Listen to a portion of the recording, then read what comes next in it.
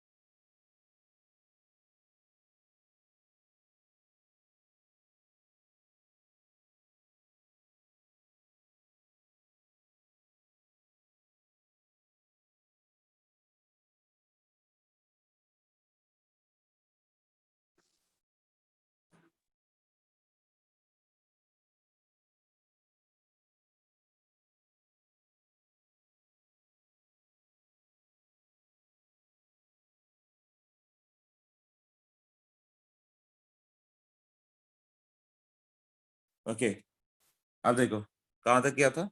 हाँ थर्ड क्या था? तो थर्ड का वो तो जस्ट डेफिनेशन है ना, क्वेश्चन नंबर 3। तो BV6 में क्या हो गया? हाँ आदित्य एक मिनट, तो ये दो डेफिनेशन है। ऑर्बिटल क्या हो गया? Where electron finding probability space around the nucleus है ना। स्पेस कहाँ का? Around the nucleus where electron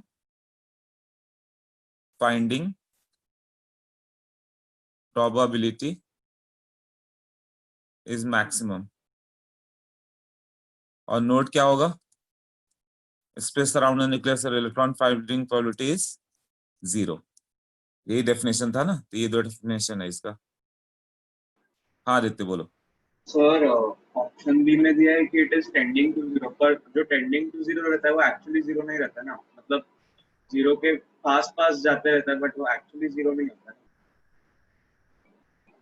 वो चल जाएगा, केमिस्ट्री में उतना चल जाता तुम्हें। अच्छा, ठीक है। हाँ, okay. Space around nuclear finding electron is tending to zero, right. क्योंकि बाकी तो दो रहते ही नहीं, अच्छा इसलिए तुम बोल लेते कि नन ऑफ दीज कर दे, है ना। नहीं वो ठीक है, टेंडिंग टू जीरो मतलब वही जीरो की ओर इंक्रीज, जीरो के धीरे धीरे चलते जा रहा। ओके, थर्ड के बाद कौन सा था? सिक्स्थ।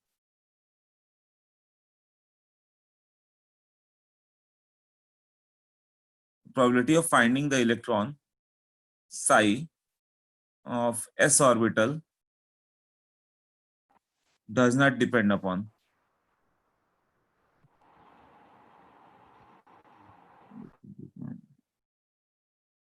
इसके लिए थोड़ा सा आगे पढ़ाना पड़ जाएगा, रुक जाओ। रिमेनिंग पार्ट कर लेते हैं ताकि और इजी हो जाए। ठीक है, वो एक्सरसाइज नहीं किया तुम लोगों ने, यही करने लगे डायरेक्ट इसका। रिमेनिंग पार्ट कर लेते हैं, एक में आया तो आगे भी रिमेनिंग पार्ट का वर्क आएगा।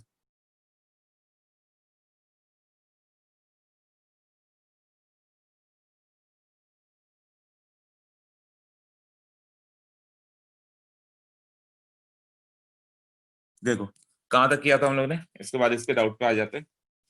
ओके,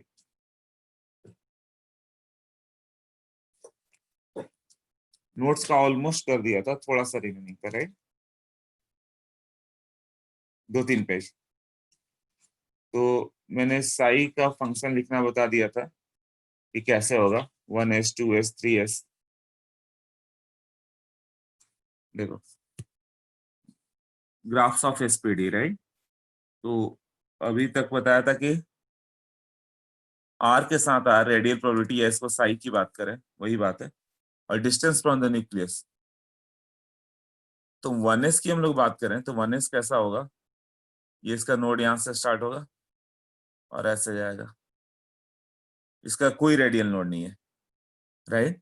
ये इन्फिनिटी से स्टार्ट होता है, ये नहीं कि आर इक्वल टू 0 कर दिया तो साई का वैल्यू मैक्सिमम हो गया। तो क्या इलेक्ट्रॉन फाइंडिंग प्रोबेबिलिटी मैक्सिमम हो गई क्या न्यूक्लियस में? नहीं, इलेक्ट्रॉन फाइंडिंग प्रोबेबिलिटी 0 ही आएगी वहां पे। कैसे हो मैं बताता हूँ। यहाँ पे ये किसका हो गया, 1s का। 2s का कर्व बताया था कल, 2s के लिए कर्व कैसे जाएगा,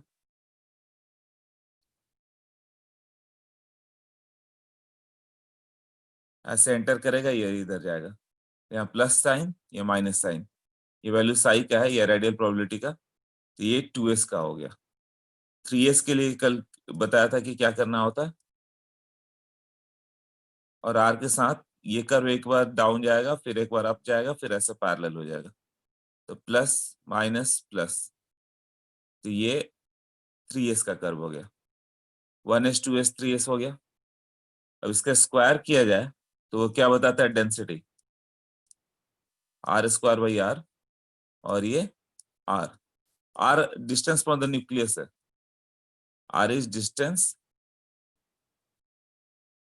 रेडियस ले लो, फ्रॉम न्यूक्लियस, मतलब रेडियस की बात है ये सब। तो इसका कर्व कैसा होगा, वैल्यू तो ही रहा, मान लो कि एक्स एक्सिस पे कोई 0.5 है, यहाँ पे ये 1 है और ये 5 है सपोज, तो यहाँ स्क्वायर करोगे तो क्या होगा, ये 1 पे 25 होगा, थोड़ा कर्व ऊपर चला जाएगा, और तो कोई फर्क नहीं पड़ा, तो नेचर रिमेन्स सेम, नेचर तो सेम ही रहा ना। हाँ, ये जो भी पॉइंट रहेगा स्क्वायर करोगे तो कर्व के नेचर पर फर्क नहीं पड़ा, उसी तरह इंफिनिटी तक जाएगा, राइट? और इसका कर्व का क्या हो जाएगा, 2s वाले का सेम रहेगा, यहां से ऐसे, बट वो टच करने के बाद सिंस इसका स्क्वायर कर रहे हैं, हाँ, तो ये पॉजिटिव हो जाएगा, ये ऊपर चला जाएगा ना, ये वाला टर्म ऐसे ऐसे पॉजिटिव करना पड़ेगा, जैसे ये -5 नीचे था तो +25 ऊपर चला गया, तो अब ये दोनों प्लस पे दिखेंगे। और इसका भी कर्व की हम लोग बात करें तो वो ऐसे आके कहीं पर टच करेगा, फिर क्या होगा, ये ऐसे ऊपर, फिर ऐसे ऊपर करके पैरेलल निकल जाएगा, ये होगा ना। क्लियर हो गया? अब मेन बात आ गई कि इलेक्ट्रॉन फाइंडिंग प्रोबेबिलिटी, हाँ यहाँ तक तो कर लिया हम लोगों ने कि कहाँ पर आएगा। ये देखो तीन, ये 2 पेज में कर्व दिया हुआ है, 1s 2s 3s का पहले बता दिया था, plus minus plus, next page पे उसका स्क्वायर का कर्व हो गया। Now electron finding probability in a shell क्या होगा, जैसे यहाँ पे न्यूक्लियस हो गया, यहाँ पर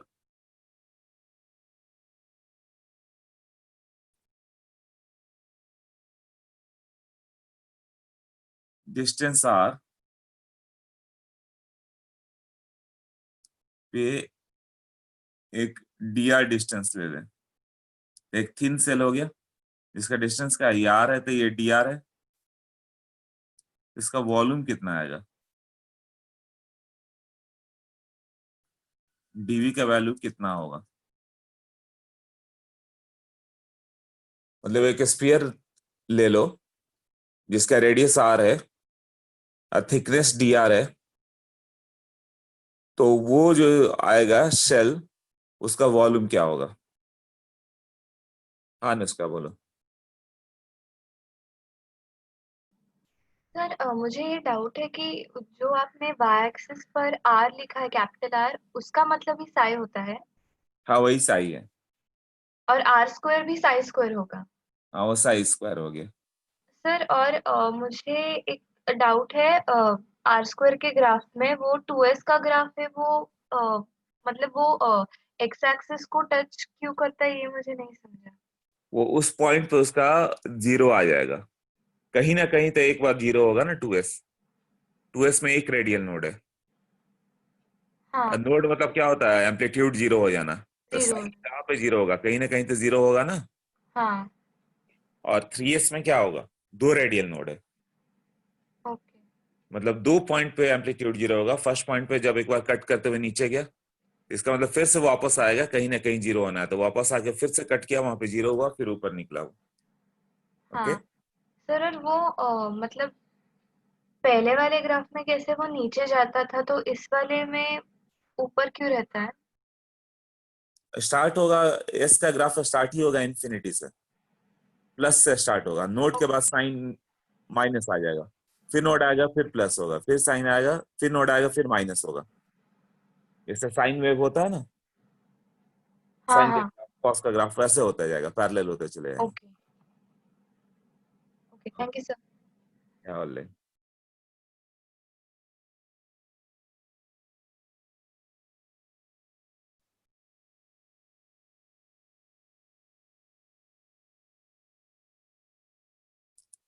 ओके, 4/3 पाई, हाँ, R minus D R. Okay, ठीक है। तो ये कर्व जैसे 7s होगा, तो मैंने बताया था करना क्या था। 7s होगा तो क्या होगा इसका कर्व, साई का ग्राफ पूछा तो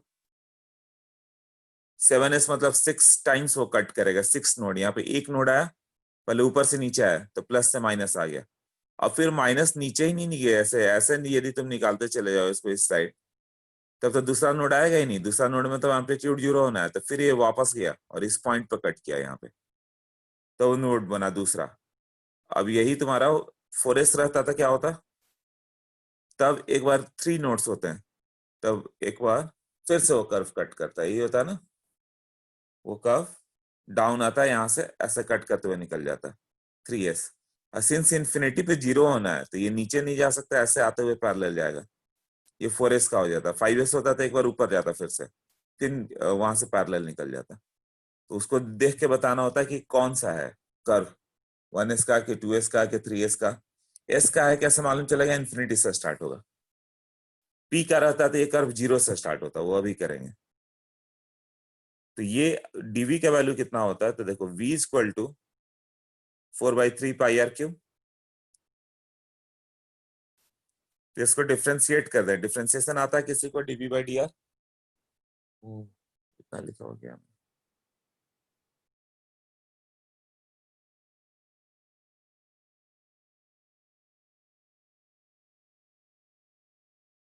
चलो कोई नहीं, फिर से करेंगे।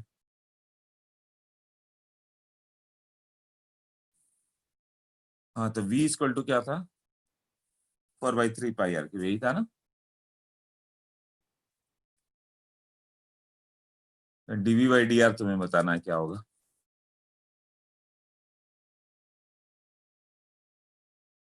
ओके, यस, बहुत लोग आंसर दिए। dv by D R will be 4/3 पाई, ये 3r² होगा ना, मतलब 4 पाई r²।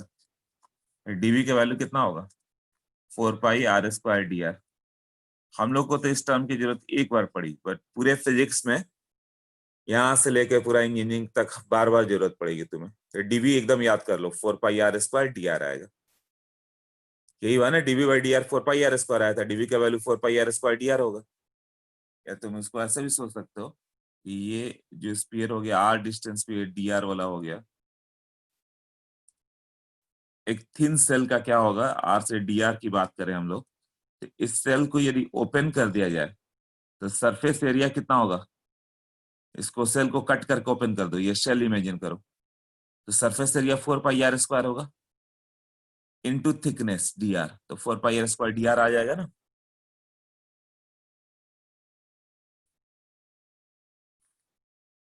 क्लियर हुआ। ओके, अब बात होगी हम लोग के ग्राफ 4 पाई r² dr का ग्राफ कैसे होगा।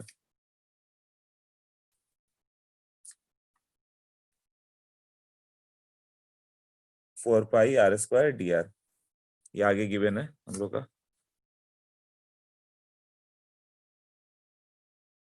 देखो, अब यहाँ पे कहाँ तक किया पेज में, 2s 3s तक कर दिया। Position of radial node, radial node कहाँ पे, जहाँ wave function changes it's time, ये लिखा हुआ है नेक्स्ट पेज के नोट्स पे। रेडियल नोड कहाँ पे होगा, वो रेडियस जहाँ पे वेव फंक्शन का साइन अपना चेंज हो जा रहा है, प्लस से माइनस, माइनस से प्लस आ रहा है, यही हो रहा है ना। Now angular and radial parts of hydrogen atom wave function. तो ये पार्ट थोड़ा आउट ऑफ सिलेबस है, ग्रे एरिया में अपना, इस पे उतना जरूरत नहीं लर्न करने का, बट कभी कभी किसी एग्जाम में कहीं दे दे तो कर लेना, बट ये आईआईटी में नहीं आएगा। Angular parts A L M जो दिया है किसका था, थीटा और फाई, दो का वेव फंक्शन था, दो एंगल था, है ना। तो फॉर वह एस ऑर्बिटल दिया हुआ है ना,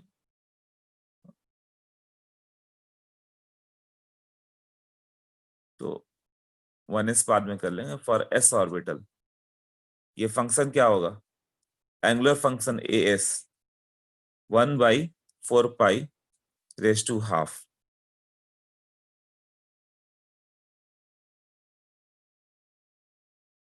one by four pi raise to half, ऐसा एक फंक्शन आ गया। एंगुलर नोट कहीं पे है क्या, कोई भी ऐसा एंगल है जहां पे जीरो हो रहा हो, ये नहीं, एंगल इन्वॉल्व ही नहीं है, एंगल से क्या होगा, इंडिपेंडेंट। मतलब एस का वैल्यू जीरो करो, कभी हो ही नहीं सकता है, मतलब कोई भी ऐसा एंगल नहीं होगा जहां पे एस ऑर्बिटल का फाइंडिंग प्रोबेबिलिटी जीरो हो जाए। फॉर पी ऑर्बिटल, नोट्स में गलती से वहां पे भी ये भी एस लिखा हुआ है, ये पी ऑर्बिटल की बात कर रहे हैं हम लोग। तो एंगुलर का function for the P X कहां पे जीरो होगा, तो देखो 3/4 pi half sine theta cos pi, इसको जीरो करो, क्या जीरो आएगा फिर, पी एक्स का angular function of P X का नोडल प्लेन वाई जेड आएगा, तो पी एक्स को जीरो कर दिया जाए, हाँ तो sine theta zero cos pi zero, यही होगा ना, राइट। तो साइन थीटा जीरो मतलब थीटा का वैल्यू 0 डिग्री और फाई का वैल्यू कितना होगा, कॉस फाई जीरो कब होगा, जब फाई 90 डिग्री हो तो ना। फॉर नोट क्या होगा, A P X equal to 0, तो sine theta cos phi equal to 0, theta का वैल्यू साइन थीटा जीरो मतलब थीटा का वैल्यू 0 डिग्री और फाई का वैल्यू 90 डिग्री। यहाँ पे पी एक्स का एंगुलर नोड होगा, तो वो कौन सा प्लेन है, एक्स वाई जेड मैंने बताया था क्या करना है, इसको एक्स ले लेना, ये वाई ले लेना, ये जेड होगा, ये हम लोग थीटा की बात कर रहे हैं, ये पॉइंट हो गया, कोई भी पॉइंट जेड एक्सिस से क्या एंगल बनाया, थीटा हो गया। अब उसका जब प्रोजेक्शन लोगे, ये जहां पे आ गया, ये एक्स के साथ क्या बनाया, वो फाई है, तो थीटा जीरो मतलब जेड एक्सिस ही हो गया, थीटा 0 डिग्री मतलब जेड एक्सिस हो गया, और फाई 90 डिग्री मतलब क्या हो गया, वो इसको फाई को 90 पे ले जाओ, वाई एक्सिस हो गया, मतलब कौन सा एक्सिस हो गया, वाई जेड ना, it represents Y Z plane. तो पी एक्स का नोडल प्लेन वाई जेड होता है, बताया मैंने, वेव फंक्शन से भी हो रहा है ना, देख लो, पी एक्स का नोडल प्लेन बताया था वाई जेड होता है। पी एक्स का शेप कैसे था, ये एक्स एक्सिस हो गया, तो इधर से इधर तक ये मान लो कि पी एक्स हो गया, तो ये इसका वाई जेड क्या था, नोडल प्लेन, ये पी एक्स है, तो यहां से भी वही आया ना, पी एक्स का वैल्यू जीरो किया था, साइन थीटा कॉस पाई का वैल्यू जीरो, मतलब साइन थीटा भी जीरो, कॉस पाई जीरो करोगे तो फाई 90 डिग्री आ गया, थीटा जीरो मतलब जेड एक्सिस, फाई 90 मतलब वाई एक्सिस, मतलब कौन सा प्लेन आ गया, वाई जेड ना। तो ये कहीं ना कहीं पे जाके ए का वैल्यू जीरो होगा, इसका वैल्यू जीरो होगा किस एंगल पे, ये दो पे, ए का वैल्यू जीरो किया ना, ये क्लियर हो गया। इसमें एंगुलर एंगल पे डिपेंड करेगा पी ऑर्बिटल का, पी एक्स का ये फॉर्म आ गया। पी वाई का नोडल प्लेन कौन सा होगा, पी वाई का नोडल प्लेन होगा,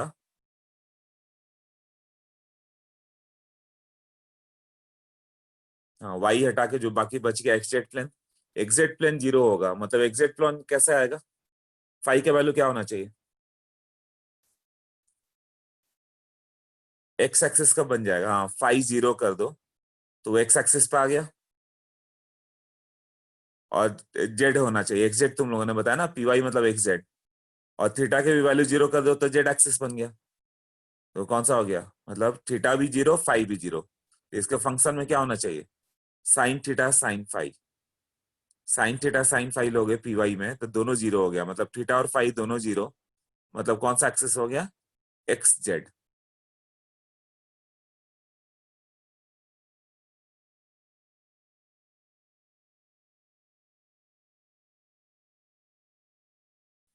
ओके, तो एंगुलर फंक्शन ऑफ पीवाई की बात करें हम लोग, तो ये होता है, ये वैल्यू लर्न वगैरह मत करना कुछ भी, हाफ साइन थीटा। इस पे एक भी क्वेश्चन नहीं लिखा होगा तुम्हें, तो थोड़ा ग्रे एरिया में, किसी किसी बुक में यहाँ तक कवर किया तो दे सकता है, आईआईटी के लिए नहीं। इसका नोडल प्लेन कौन सा आएगा,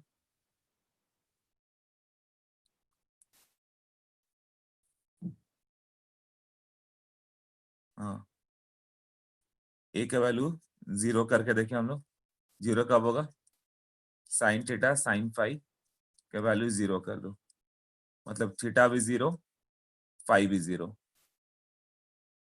तो ये ऐसे था, ये एक्स एक्सिस, ये वाई एक्सिस, ये जेड एक्सिस।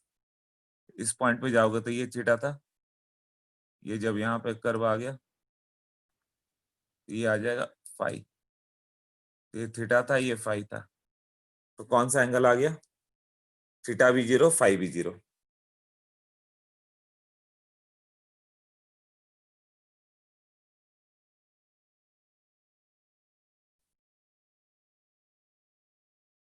हाँ, तो थीटा जीरो मतलब जेड एक्सिस, फाई जीरो मतलब एक्स एक्सिस, मतलब X Z plane is what, nodal plane. Okay, अब बताओ पीजेड के लिए कौन सा होगा, एक्स वाई ना, एक्स वाई कब आएगा, कौन कौन सा एंगल लोगे, हाँ एक्स वाई कब आएगा, थीटा का वैल्यू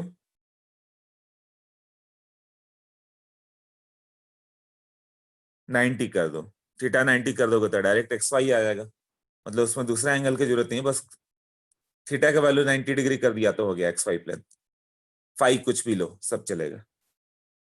तो ए जो एंगुलर फंक्शन पीजेड का था 3/4 pi raise to half cos theta, तो ए पीजेड का वैल्यू जीरो करें तो कॉस थीटा जीरो आएगा, मतलब theta is equal to 90 degree, तो थीटा 90 डिग्री मतलब X Y plane, X Y plane is nodal plane.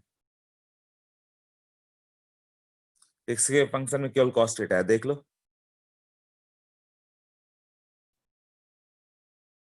Angular node किस पे डिपेंड किया, थीटा और फाई, राइट। तो पी एक्स के लिए थीटा फाई दोनों चाहिए था, पी वाई के लिए थीटा फाई दोनों चाहिए था, पीजेड के लिए नहीं, पीजेड के लिए कॉस, केवल कॉस थीटा। इतना क्लियर हुआ कि इसमें कोई डाउट है,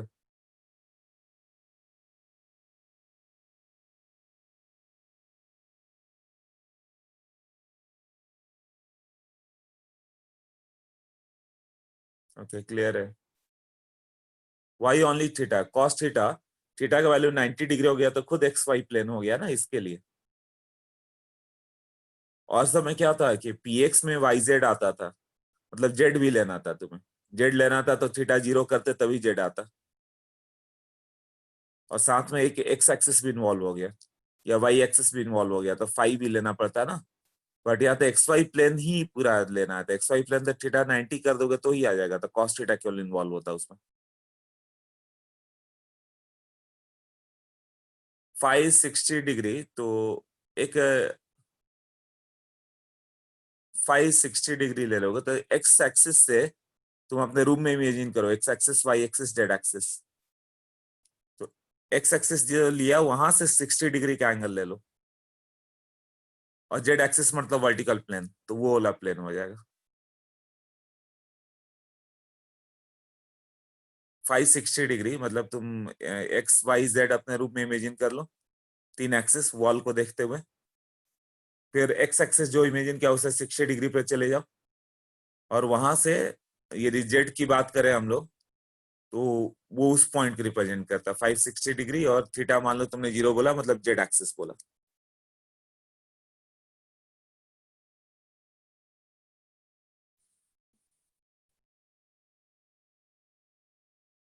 फाई 90 डिग्री, तभी तो एक्स वाई प्लेन आया ना।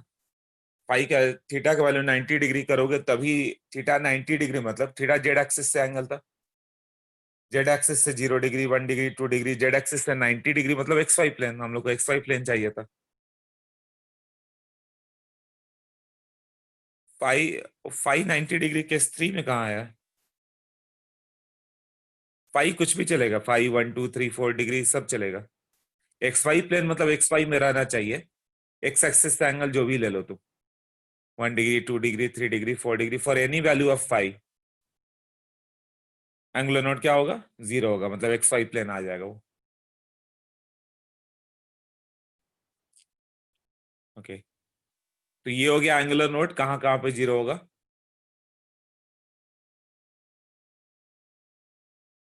थीटा के जगह फाई लिख दिया था क्या? टी जेड,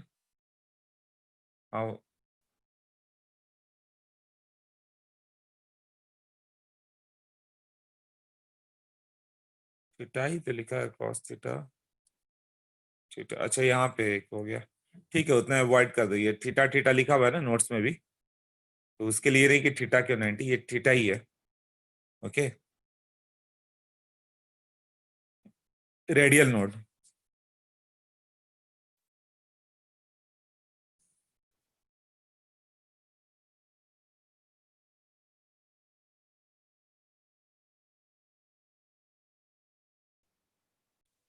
रेडियल नोड में क्या होता है? अब ये आर किस पे डिपेंड करेगा? एन एल, मतलब वो 1s है कि 2s है कि 3s है कि 3p है कि 5d है, दोनों पे डिपेंड करेगा। रेडियल नोड कितना आता है? n minus L minus one ना। रेडियल नोड का फॉर्मूला क्या था? n minus L minus one, तो ये दोनों पे डिपेंड किया, n और l पे। और एंगुलर नोड किस पे डिपेंड किया था? m और l पे, ये था ना, एंगुलर नोड का वैल्यू l था ना। एंगुलर नोड किसका फंक्शन होता है? वैल्यू लिखने के लिए l लिखोगे, बट वो डिपेंड अपॉन m ऑल्सो ना, कि px है कि py है कि pz है, उसके अकॉर्डिंग अलग अलग होता था। तो रेडियल नोड लिखे हम लोग, तो R1s का रेडियल नोड कहीं पे होगा क्या? कोई भी ऐसा रेडियस हो जहां पर 0 होगा? नहीं, तो 2z बाई ए नॉट 3/2, ये सब वैल्यू लर्न नहीं करना, ये मैं बार बार बता रहा हूँ, ई माइनस सिग्मा बाई 2, ये सब लर्न नहीं करना, ये नहीं पूछेगा कहीं तुमसे, कई बुक में तो दिया ही नहीं है ये। 2s का क्या होगा? z by A naught raise to 3/2, 2 minus sigma E minus sigma by 2। Radial node कहाँ पे होगा? पहला ये हो गया, यहाँ पे r का वैल्यू 0 हो जाता है, R2s का वैल्यू हम लोग 0 कर दें तो कहाँ पे आएगा? 1/, ये क्वेश्चन आता है, ऐसा एक फंक्शन दे देगा जैसे यहाँ पे दिया हुआ है ना, तो तुम्हें क्या करना होगा? उसका रेडियल नोट पूछेगा, ये कई जगह आएगा, बहुत इंपॉर्टेंट होगा, केवल यही एक क्वेश्चन आते रहता है इधर, कि ये कहाँ पे होगा, तो तुम्हें क्या करना होगा? इसको 0 कर दोगे, 0 कर दोगे तो क्या होगा? सब मल्टीप्लीकेशन है, उधर जाके 0 बच गया, मतलब 2 माइनस सिग्मा 0 होगा, तो मतलब sigma is equal to 2, sigma का वैल्यू 2 आ जाएगा यहाँ पे, यही होगा ना।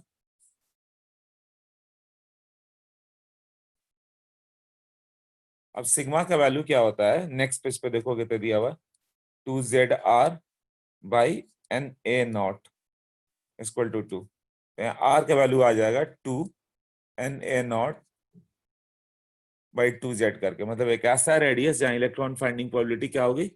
0 होगी। और a0 का वैल्यू क्या था? a0 वही 0.53 एंगस्ट्रॉम,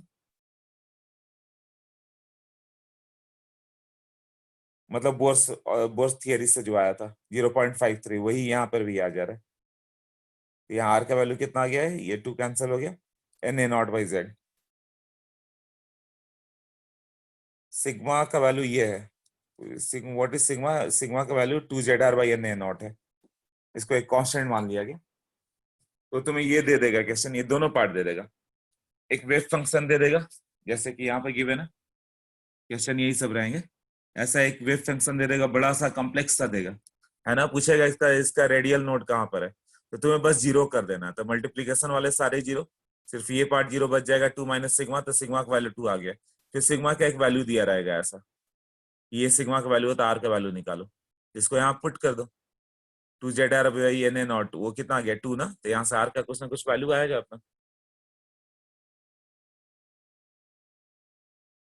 ओके 1:2s, 3s में कैसा होता,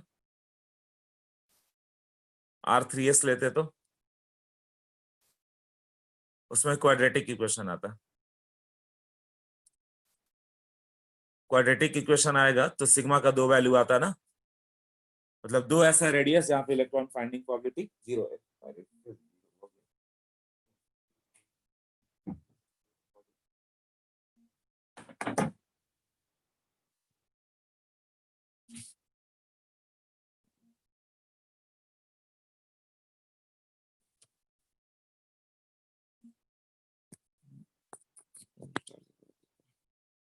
ओके चलो कोई नहीं, तो 3s रहेगा तो क्या करेंगे,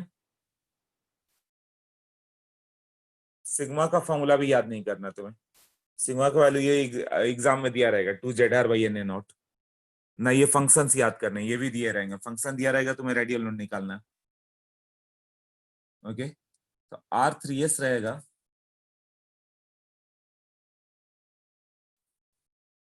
R3s, तो ये क्या होगा, इसमें क्या आएगा, क्वाड्रेटिक इक्वेशन आएगा, ऐसा क्वेश्चन आएगा तो उसको सॉल्व करोगे तो क्या होगा, सिग्मा का 2 वैल्यू आ जाएगा, 2 वैल्यू आएगा तो आर का भी 2 वैल्यू आ जाएगा। ओके 4s रहता तो उसमें 3 आते हैं, मतलब आर का 3 आता है, तो क्यूबिक इक्वेशन होता, क्यूबिक इक्वेशन आता था, 3 वैल्यू आते हैं ना आर के, 4s में, 5s में आर के 4 वैल्यू आते हैं, मतलब वो फोर्थ ऑर्डर इक्वेशन आता है R4 वगैरह, तो वो सब सॉल्व करने को नहीं देगा तुम्हें, नॉर्मल क्वेश्चन 2s देता है, क्वाड्रेटिक कहीं कहीं दिया तो दिया, मिलेंगे सब बिगनर्स बॉक्स में मिलने चाहिए। आज 2p की वैल्यू बात करें हम लोग, 2p में कोई रेडियस ऐसा होगा क्या जहां पर 0, 2p का कोई रेडियल नोड है, n minus l minus 1, 2 minus 0 minus 1, 2 minus 1 minus 1, 0 ना, नहीं, no radial node, radial node इसका नहीं था, n माइनस l माइनस 1 ऐसे था ना, 2 माइनस 1 माइनस 1 0, मतलब कोई भी ऐसा रेडियस नहीं होगा, तो रेडियस का फंक्शन ही नहीं आएगा ये, देखो रेडियस का फंक्शन नहीं आ रहा।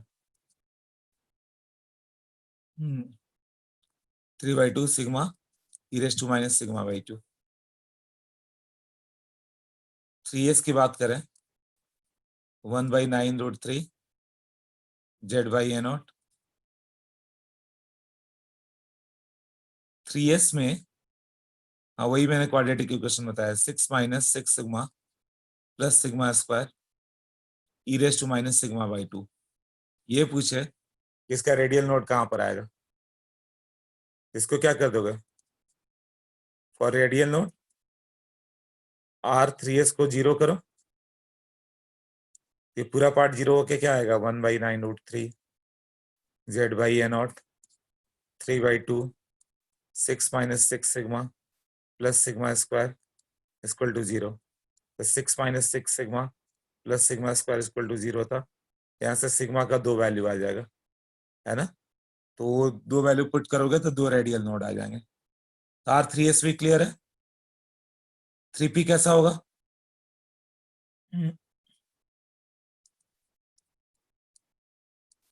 R3p रेडियल नोड कितने होंगे इसमें,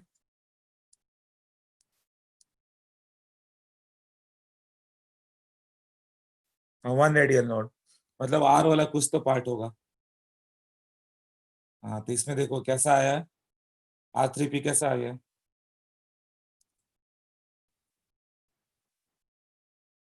1/9√6 Z/A0 3/2 4 माइनस सिग्मा e⁻⁻⁴ अब ये करोगे तो यही 0 होगा ना, R3p 0 करोगे तो क्या होगा, 4 माइनस सिग्मा इक्वल टू 0, तो सिग्मा का वैल्यू 4 आएगा।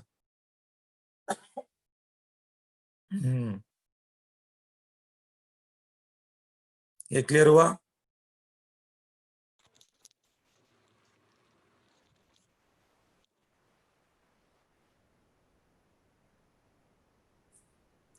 ओके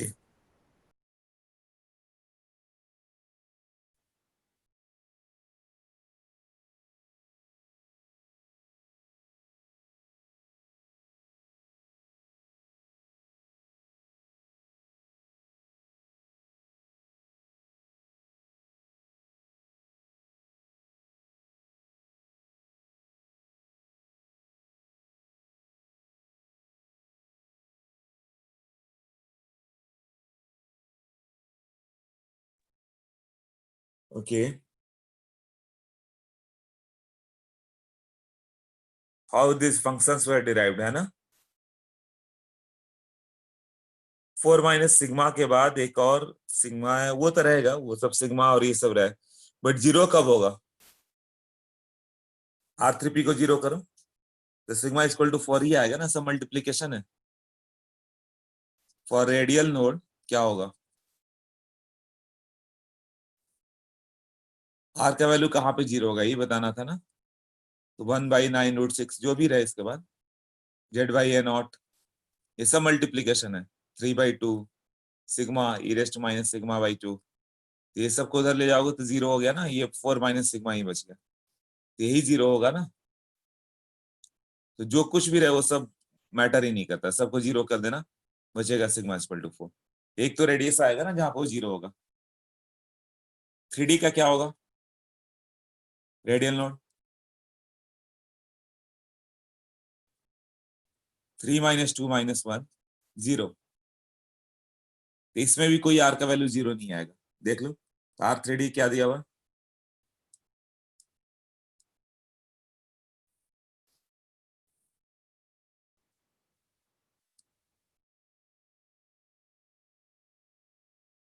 R3D आज टोटल कितने 81 है, 4 स्टूडेंट गायब है। रवि जस्ट चेक कर लीजिए अटेंडेंस, 81 है ना। वो 9:30 के करीब, जैसे 85 स्टूडेंट होता था 9:30 में 10 स्टूडेंट अचानक गायब हो जाता है, 85 से 75 हो जाता है। तो एक बार आप रिकॉर्ड कर लीजिए और एक बार फिर वो 9:30 में आप देख लेना। और 10 स्टूडेंट पता नहीं क्या होता है, वो मतलब 75% लेक्चर अटेंड करना चाहते हैं।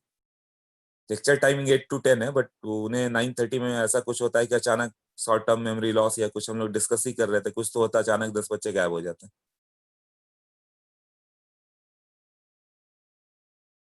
ओके सो R3D क्या होगा, 1/9√3 Z/A0 3/2। अच्छा तुम बोलो आज रिजल्ट है, राइट। अच्छा तो तुम लोग का भी मन, अभी तो रिजल्ट तो खैर बाद में आएगा ना, 10 के बाद ही आएगा ना।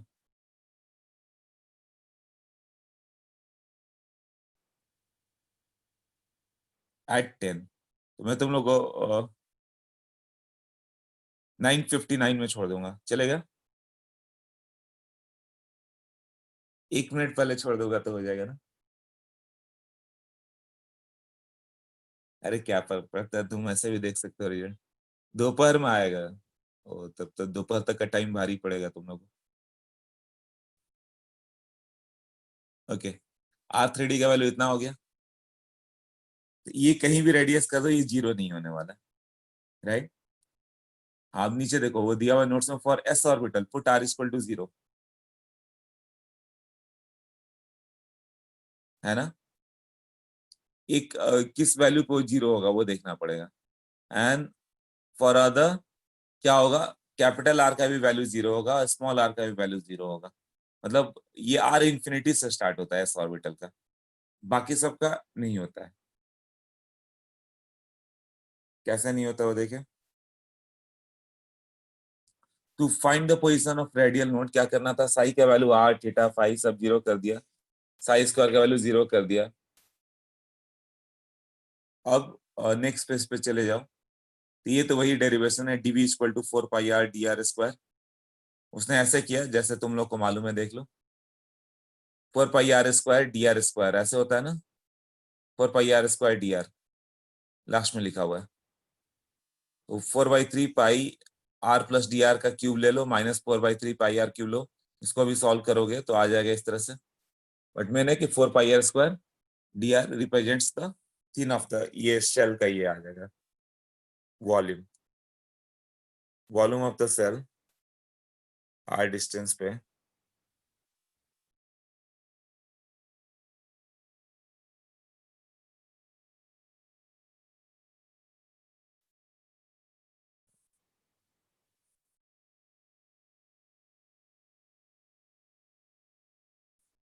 ये डीवी हो गया 4 pi are square D R. यहां से लेकर पूरा इंजीनियरिंग तक हर जगह यूज करना पड़ेगा, तो ये लर्न ही रखो। ये डी आर हो गया ना, डिफ्रेंशिएट कर दोगे तो आ जाएगा। या फिर ये surface area 4 pi are square है इनटू थिकनेस, तो वॉल्यूम आ जाएगा। तो यहाँ इलेक्ट्रॉन फाइंडिंग प्रोबेबिलिटी कितनी होगी?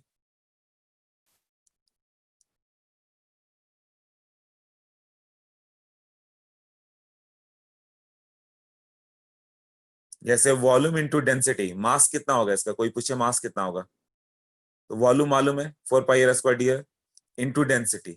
उसी तरह electron finding density R square आ जाएगा, तो ये क्या होगा 4 pi are square D R into R square,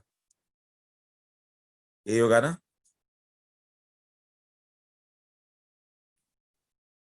तो 4 पाई आर स्क्वायर और आर स्क्वायर कर दोगे तो इलेक्ट्रॉन फाइंडिंग प्रोबेबिलिटी आ जाएगा।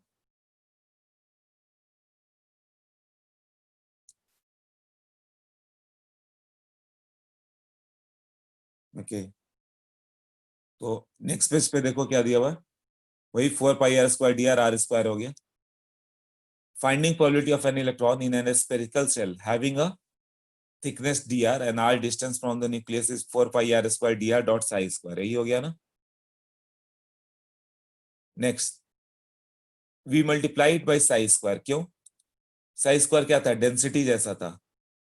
इलेक्ट्रॉन फाइंडिंग प्रोबेबिलिटी की जो डेंसिटी हो गई साई स्क्वायर, और ये क्या हो गया 4 पाई आर स्क्वायर, मतलब आर स्क्वायर एक्चुअली जो होता है इंटेंसिटी है, साई स्क्वायर इंटेंसिटी होता है।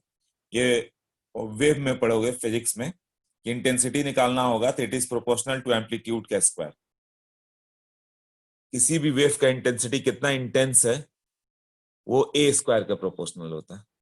तो यहाँ भी ए मतलब आर हो गया, साई हो गया, साई स्क्वायर हो गया, तो psi square into 4 pi are square. अच्छा, ये मालूम है तुम लोगों को ए स्क्वायर, तब तो और अच्छा है। वेव का तुम्हें मालूम है कि इंटेंसिटी इज प्रोपोर्शनल टू ए का एम्पलीट्यूड का स्क्वायर, तो वही किया कि इंटेंसिटी ए स्क्वायर हो गया, इंटेंसिटी मतलब डेंसिटी की तरह हो गया, इनटू उसका वॉल्यूम, तो 4 pi are square D R square. ये क्या रिप्रेजेंट कर रहा है, electron finding probability in that. Okay, अब ग्राफ की बात करें।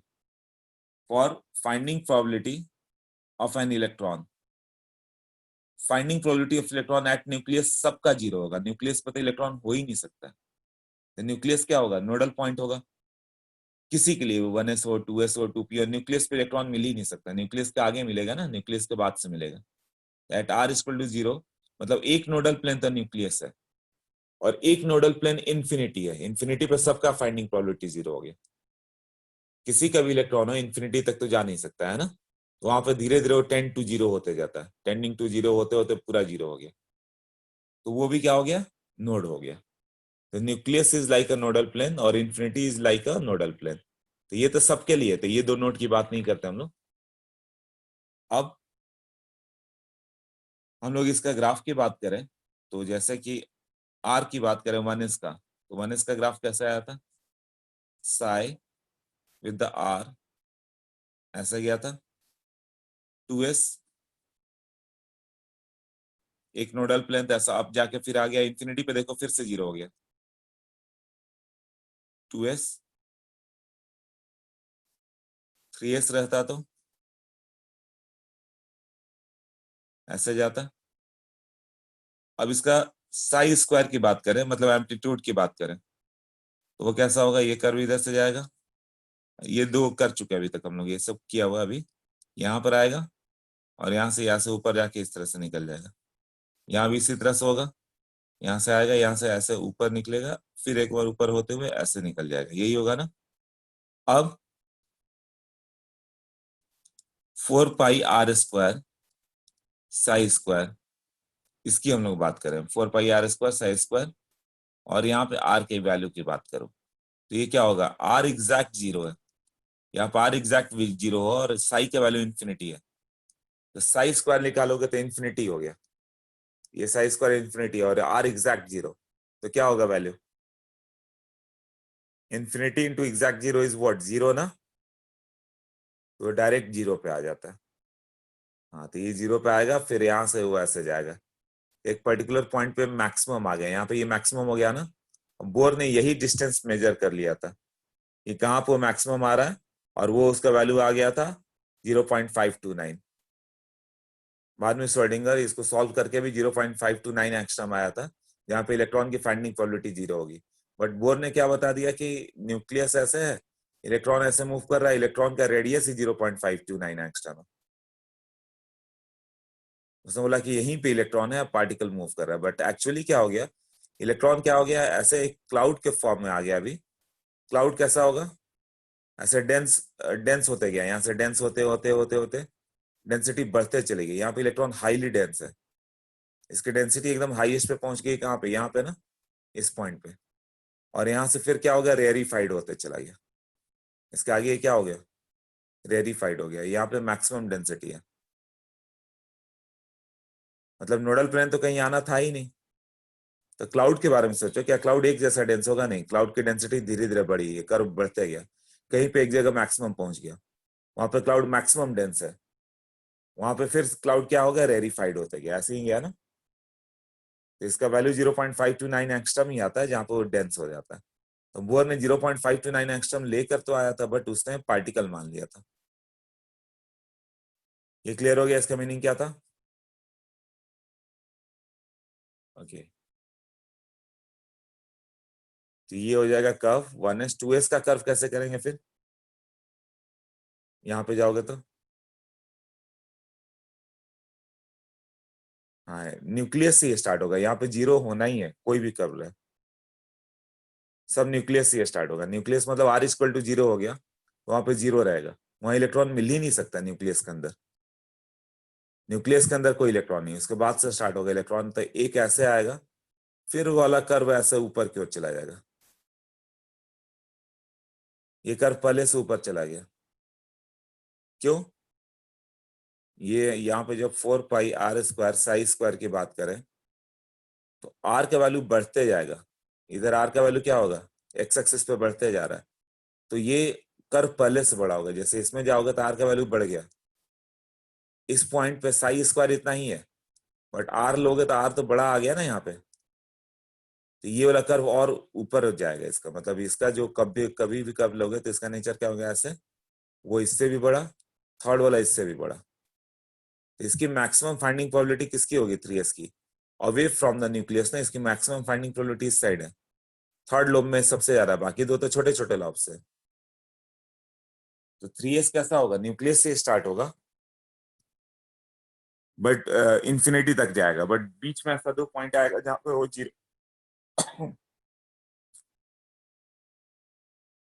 जहाँ पे वो 0 हो जा रहा है फिर।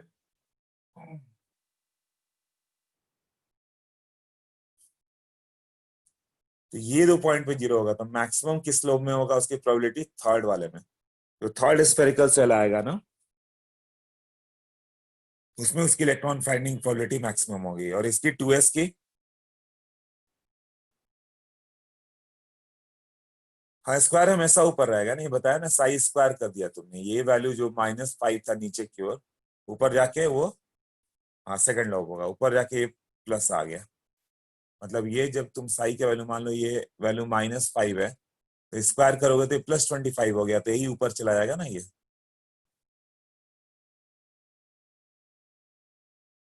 हम्म, तो 3s मैक्सिमम कहाँ पे आता है, पहले वाले में बहुत कम इलेक्ट्रॉन क्लाउड होगा, दूसरे में नोड आएगा फिर उसमें भी कम होगा, बट थर्ड वाले में सबसे ज्यादा होगा। ओके, इसी तरह 2s का भी ऐसे ही गया।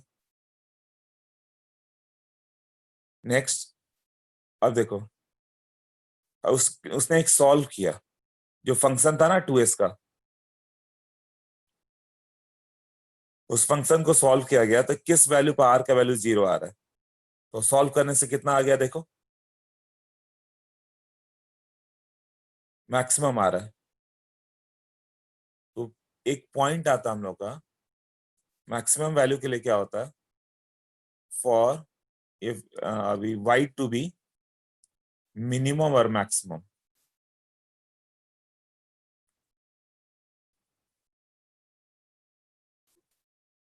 dy बाई dx को हम लोग जीरो करते हैं तब आता है। ये मैथमेटिक्स का एक फंक्शन है। y का वैल्यू क्वाड्रेटिक दे दिया या कोई भी दे दिया तो पूछेगा मैक्सिमम वैल्यू y का क्या होगा, तो उसके लिए क्या कहते हैं, for y to be minimum या मैक्सिमम dy बाई dx को जीरो करते हो। हाँ मैक्सिमम मिनिमा, अच्छा ये भी मालूम है बेसिक मैथ्स में, वेरी गुड, तब तो एक और काम हो गया। तो यहाँ पे भी मैक्सिमम कब होगा हम लोग का, जैसे 1s हो गया, मैक्सिमम कब होगा,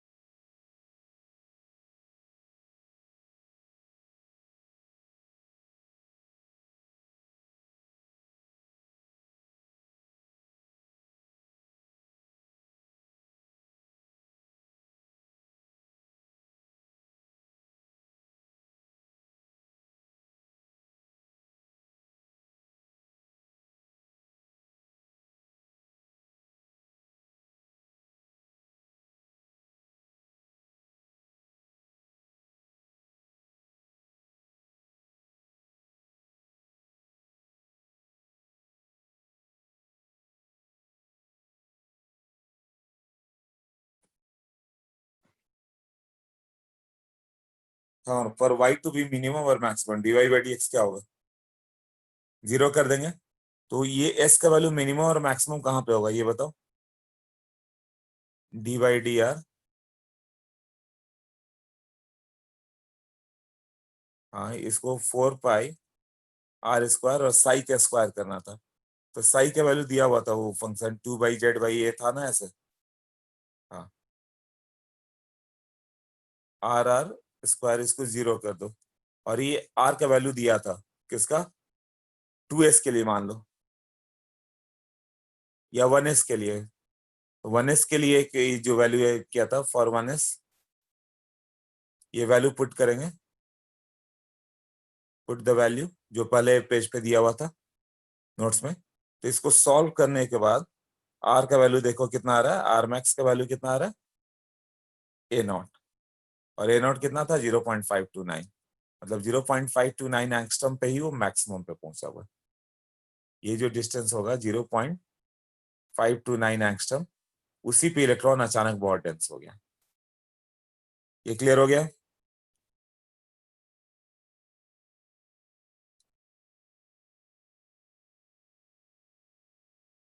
सिमिलरली 2s का पूछा जाए कि कब मैक्सिमा होगा, तो 2s का दो मैक्सिमा है, 2s का मैक्सिमा कहाँ कहाँ पर है, 2s का एक मैक्सिमम ये है और एक मैक्सिमम ये है, मतलब दो दो पिक है ना, ये दो पिक का वैल्यू क्या आएगा, मतलब क्वाड्रेटिक आएगा। तो उसको देखो जब 2s का देखोगे ग्राफ तो क्या आया था, 2 माइनस सिग्मा वगैरह आया था ना, तो सिग्मा स्क्वायर लेना आता है तो क्वाड्रेटिक बन गया तुम्हारा, उसको सॉल्व करोगे तो दो वैल्यू आएगा कुछ। हाँ बाकी सॉल्विंग है तो वो सब नहीं पूछने वाला, बट कंसेप्ट क्लियर हुआ ना कि इसका भी 0.529 आ गया था। हाँ कर भी पूछेगा, देखेंगे अभी।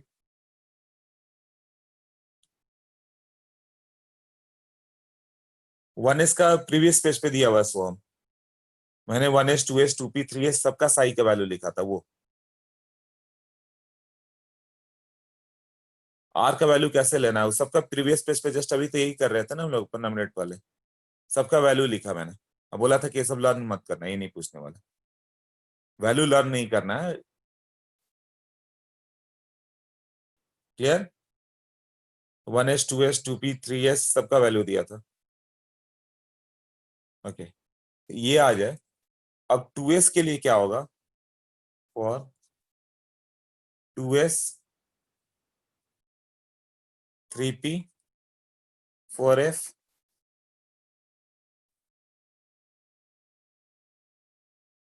3p के बाद 4d 5f। हाँ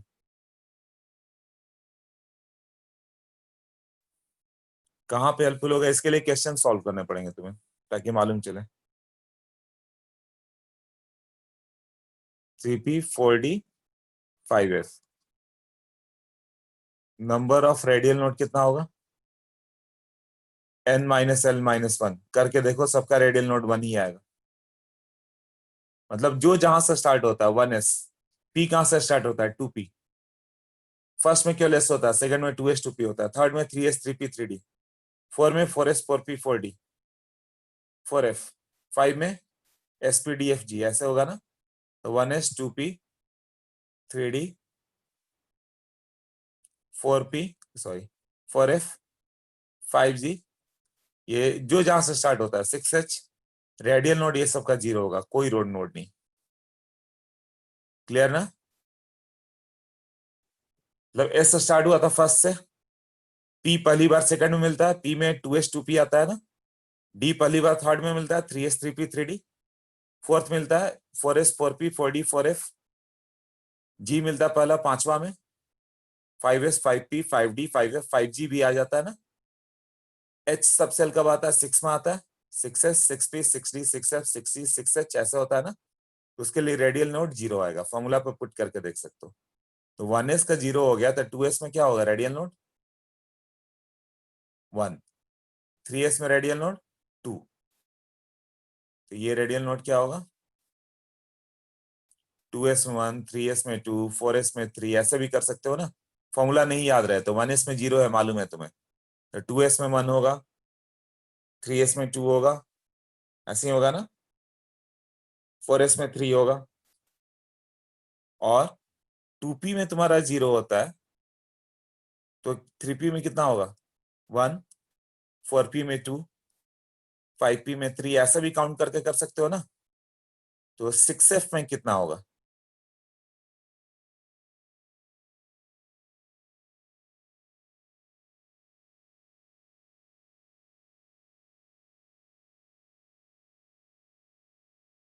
करेक्ट, सबका आंसर आ रहा है 2 होगा। 4f में 0 है तो 5f में 1 होगा, 6f में 2 होगा, 5f में 1 होगा ना। मतलब ऐसे भी कर सकते हो, जैसे g पहला 5 से स्टार्ट हुआ, 5g 0 हो गया, तो वो पूछेगा तुमसे 6g में कितना है, तो फॉर्मूला नहीं भी याद रहता ऐसे काम चल जाएगा ना। 5g में 0 है तो 6g में 1 होगा, 3d में 0 है तो 4d में 1 होगा, 5d में 2 होगा, इससे भी हो जाएगा ना फॉर्मूला। ओके तो अब बताओ 1 रेडियल नोड कब आएगा? अपने से एक ऊपर सबको ले लो, 1s से ऊपर 2s है, 2s में एक रेडियल नोड आएगा, और किसमें रेडियल नोड आएगा?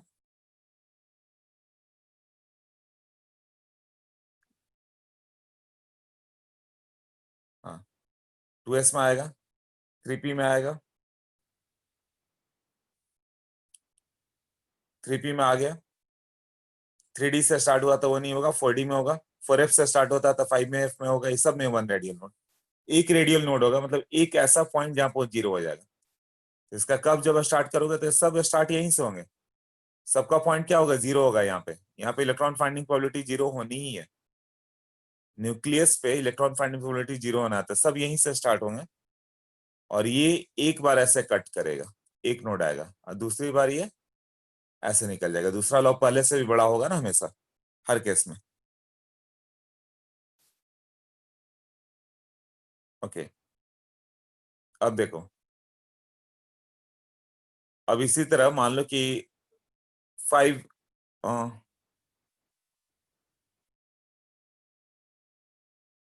6s का करना था तो कितना होता नोडल प्लेन, रेडियल नोड 5 आएंगे, तो 5 कैसे बनाओगे?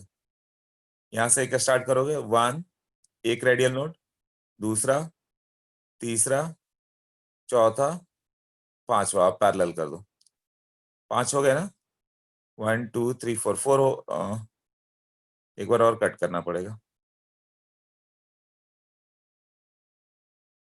फिर उसको ऐसे करो, फिर ऐसे ले जाओ। ये 5 रेडियल नोड आ गया, 1 2 3 4 5, और यहाँ पे तो 0 होना ही था और इन्फिनिटी पे भी 0 होना ही था, तो वो नोड नहीं लेते, नोड बीच वाले को लिया हम लोग ने। कर्व लगातार ऊपर जाएगा। अब मान लो सक्सेस हो गया, 4D 5D 6D का करना है। 6D कैसे स्टार्ट होगा? नंबर ऑफ नोडल प्लेन कितने हो गए? 3D में 0, 4D में 1, 5D में 2, 6D में 3, तो 3 कैसे आएगा? यहाँ से 3 टाइम्स टच करना है, 1 2, 2 रेडियल नोड, 3 रेडियल नोड, और ये ऐसे चला जाएगा, यही होगा ना? इसमें कई बार पूछता है कि पिक्स कितने हैं, 1 2 3 4, 4 पिक्स आर देयर ना। पीक, पीक कितने हो गए? 4 पीक है, यही है ना? रेडियल नोड पूछे तो 3 होंगे ऐसे। ये कर्व किसी का भी कैसे ड्रॉ करना है, क्लियर हुआ? सोच लो। हाँ, इसका बताओ। सर इस ग्राफ में हम जीरो से स्टार्ट करें क्योंकि न्यूक्लियस पे इलेक्ट्रॉन फाइंडिंग प्रोबेबिलिटी जीरो होती है। राइट। तो जो पिछले वाला ग्राफ था साई वर्सेस आर ग्राफ, तो वहां हम न्यूक्लियस मतलब जीरो से क्यों नहीं स्टार्ट करते? साई इलेक्ट्रॉन फाइंडिंग प्रोबेबिलिटी नहीं है, साई एक एम्पलीट्यूड है जिसका कोई फिजिकल सिग्निफिकेंस नहीं है। ओके। और साई स्क्वायर इंटेंसिटी है, उसका भी फिजिकल सिग्निफिकेंस ऐसा नहीं आता, बट 4πr² dr का आ जाता है, ओके। वो इलेक्ट्रॉन फाइंडिंग प्रोबेबिलिटी है। ओके। हाँ, तो ये क्लियर हो गया कि कैसे करना था। नेक्स्ट नोट्स में देख लो, 2s 3p 4d 5f सब में एक रेडियल नोड बना दिया उसने। नंबर ऑफ पिक्स कितना लिया? n-l, जितना नोड होगा उससे एक ज्यादा ना। Number of radial node n-l-1 था, तो पीक कितना होगा? जैसे ग्राफ में देखो, एक नोड है तो पीक तुम्हारा 2 हो गया, तो फॉर्मूला n-l कर सकते हो, या काउंट कर लो नोड से देख के, जितना नोड हो गया एक ऐड कर दोगे। ओके। अब बताओ कि जब 2s और 3p का सेम कर्व है तो दोनों में डिफरेंस क्या होगा? 2s और 3p का सेम कर्व है तो दोनों में डिफरेंस क्या हो गया? पीरियोडिक टेबल लगता है जो स्टार्ट नहीं हो पाएगा, अभी डाउट करना, तो यही ओवर हुआ। हाँ, 2s और 3p डी में कैसा होगा? तो 2s क्लोज टू न्यूक्लियस होता है, तो 2s ऐसे जाएगा, है ना? 2s इस तरह से चला जाएगा, यहां से स्टार्ट होकर ऐसे जाएगा 2s, इसको लिखे थे 2s। और 3d कैसा जाएगा? 3d कुछ दूर तक तो 0 जाएगा, ऐसे होते हुए जाएगा वो। मतलब इलेक्ट्रॉन फाइंडिंग प्रोबेबिलिटी उसकी बाद में ज्यादा होती है, इसकी पहले ज्यादा थी ना। Which is closer to nucleus? Closer to nucleus क्या होगा? मतलब किसने किसका कितना पेनिट्रेट किया है? एस, एस सबसे ज्यादा क्लोज होगा। पेनिट्रेशन पावर किसका ज्यादा होगा? S greater than P then D then F, मतलब एस क्लोजर टू न्यूक्लियस होगा than P then D then F, ऐसा हो जाता है। 3D अवे होगा। क्लियर हुआ? अब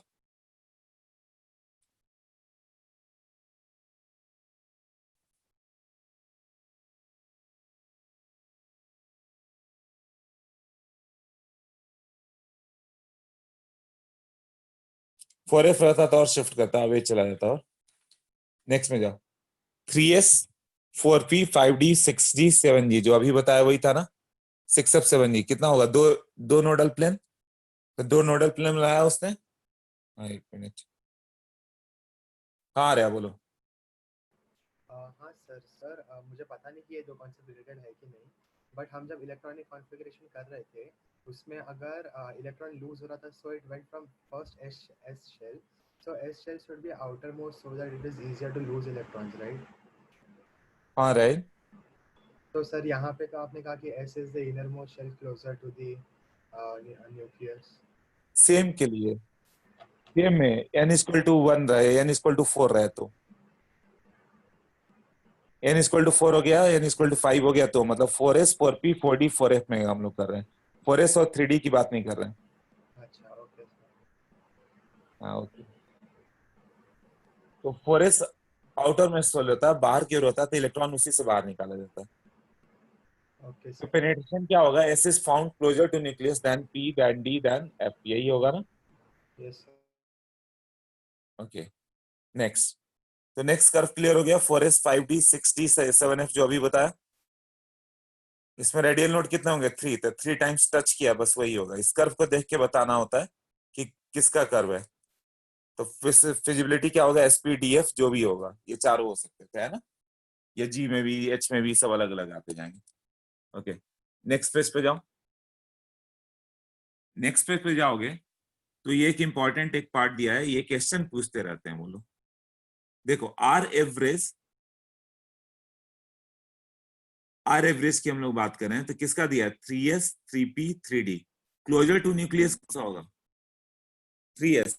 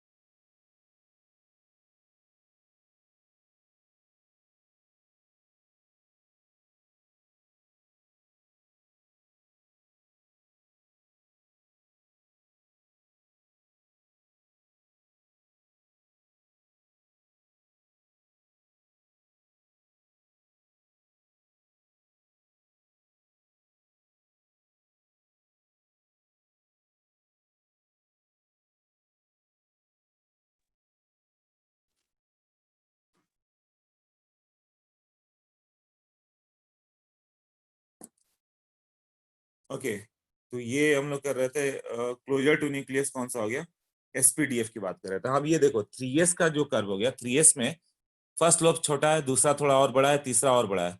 तो 3s का मैक्सिमम देखो और 3p का मैक्सिमम देखो, थोड़ा और पहले आ गया वो।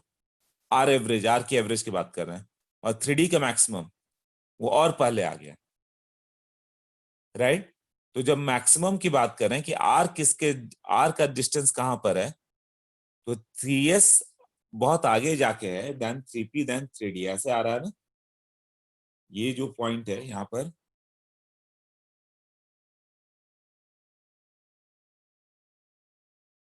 ये यहीं से सेम स्केल से है, यहाँ से ऐसा गया, यहाँ से ऐसा गया, ये ऐसा गया। इसका मैक्सिमम पूछा जाए कि आर मैक्स कहां पर आ रहा है, तो ये आ रहा है इसका आर मैक्स। ये R max of what 3s है, ठीक है। और ये 4 पाई r² वाला ही हो गया, 4 पाई r²। Radial probability S I square, इसी को लिख रहे थे। और इसी का 3p का बात करें तो कैसा होगा, 3p में एक ही लॉब जाएगा, ऐसे होगा ना। तो 3p कुछ इस तरह से जाते हुए यहाँ पे जाएगा ऐसे। तो 3p का देखो आर मैक्स यहाँ पर आ रहा है, तो इसका आर मैक्स की बात करें हम लोग तो 3p का 3s 3p हम लोग बोलते तो हैं कि क्लोजर टू न्यूक्लियस s है, बट आर मैक्स की बात करें कि आर मैक्स जो मैक्सिमम आता है वो कहाँ पे आता है, 3p का पहले आर मैक्स आ जाता है और 3s का बाद में आता है। मतलब 3s का क्लाउड मोर कंसंट्रेटेड कुछ डिस्टेंस पे जाके होगा और 3p का पहले ही मैक्सिमम पर आ जाएगा वो एक छोटे डिस्टेंस पे। ये मान लो 5 एंगस्ट्रम पे आया मैक्सिमम पे, तो 3p का 3 एंगस्ट्रम पे ही मैक्सिमम पर आ गया, ऐसे होगा। तो ये क्वेश्चन पूछते रहता है कि आर मैक्स क्या होगा, किसका ज्यादा होगा, 3d से ज्यादा, 3p से ज्यादा 3s। और ये मिस करते हैं सब क्योंकि ये बिल्कुल उल्टा है पेनिट्रेशन का। पेनिट्रेशन क्या है, s is found closer to nucleus than p than d। तो s2 found closer to nucleus के लिए क्या करना होता है कि जब क्लोजर टू न्यूक्लियस लेना होगा तब तुम लोग को एरिया ऑफ द कर्व लेना है। तो जब तुम ये पॉइंट लोगे ना तो ये दोनों मिलके एरिया इसके एरिया से बड़ा होगा। एक सर्टेन पॉइंट पे जाओ तो सर्टेन पॉइंट के अंदर 3s ज्यादा होगा देन 3p, राइट। ये दो एरिया ऐड करो तुम p के लिए ये दोनों, और s के लिए ऐड करो तो ये एरिया बड़ा आएगा। मतलब s is found closer to be maximum, but ये पूछे कि r मैक्स किसका ज्यादा है। r मैक्स 3s का अवे आता है और ये जल्दी स्ट्राइक नहीं करते, इसको अच्छे से लर्न कर लोगे तो ही करेगा। 3d का r मैक्स और पहले है, 3d का r मैक्स देखो तो और पहले आएगा, तो बिल्कुल 50% ही वैल्यू आ गया ना। यहाँ से यहाँ उसका r मैक्स इतना ही पे आ गया था, तुम बोलोगे अरे क्लोजर तो 3d है, 3d क्लोजर है क्या, नहीं वो तो 50% पार्ट उसका इधर हो गया, 50% तो बाहर ही है। उतने पे तुम जाओगे तो इसका तो बहुत ज्यादा पार्ट अंदर आ चुका होगा। तो एक पॉइंट ये एक ऑब्जेक्टिव आते रहता है, ये पॉइंट सही से लर्न कर लेना। आर मैक्स की पूछे तो इसी तरह से होगा। तो एल का वैल्यू जैसे जैसे इंक्रीज हुआ, मतलब एस पी डी एफ की ओर जाओगे, आर मैक्स उसका डिक्रीज होता जाता है। मतलब एस से पी, पी से डी आओगे तो आर मैक्स डिक्रीज हो रहा है। ये क्लियर हो गया? ओके, देन क्या गिवन है, आर एवरेज बता दिया, r average increases with l. उसके बाद closeness of orbital increases with decrease in r average. ये आर एवरेज की बात कर रहे हैं, तो closeness of orbital increases with r average, ये सब पॉइंट्स ठीक है चलेगा। और क्लोजनेस ऑफ ऑर्बिटल किससे फाइंड करते हो, कौन कितना क्लोज होता है, एसपीडीएफ है ना। तो N plus L rule, aufbau principle, जिसका एन प्लस एल छोटा होगा वो क्लोजर टू न्यूक्लियस है। तो क्लोजर की न्यूक्लियस की बात करें तो 3s greater than 3p then 3d ये है। बट आर मैक्स की बात करें तो उल्टा हो जाएगा, 3s दूर है देन 3p देन 3d। ये दो ऑब्जेक्टिव आते रहते हैं। क्लियर? उसके बाद एक पॉइंट है ये तुम्हारा 1s का कर्व, 2s का, ये मैंने बता दिया था एंगुलर वेव फंक्शन। देखो बाउंड्री सरफेस डायग्राम, 1s कैसा हो गया, नो रेडियल नोड, 2s का एक रेडियल नोड होगा। 2s कहां पे होगा, अंदर वाला भी 2s है, बाहर वाला भी 2s है, ये बताया था सब।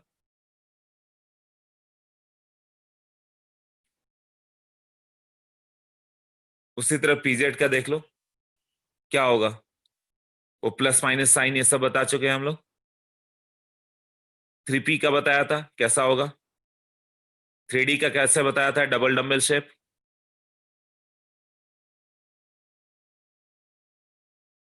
ओके हाँ, अभी एक क्वेश्चन दिया हुआ नेक्स्ट पेज पे कि जैसा एक क्वेश्चन होगा इसका, ये एक इक्वेशन दे दिया 1/9√6 a0 3/2, एक क्वाड्रेटिक इक्वेशन दे दिया, बोला कि ये किसका वैल्यू हो सकता है।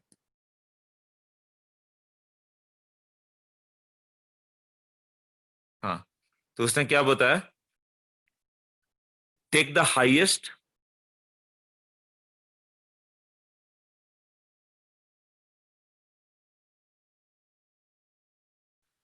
highest factor of what, r by sigma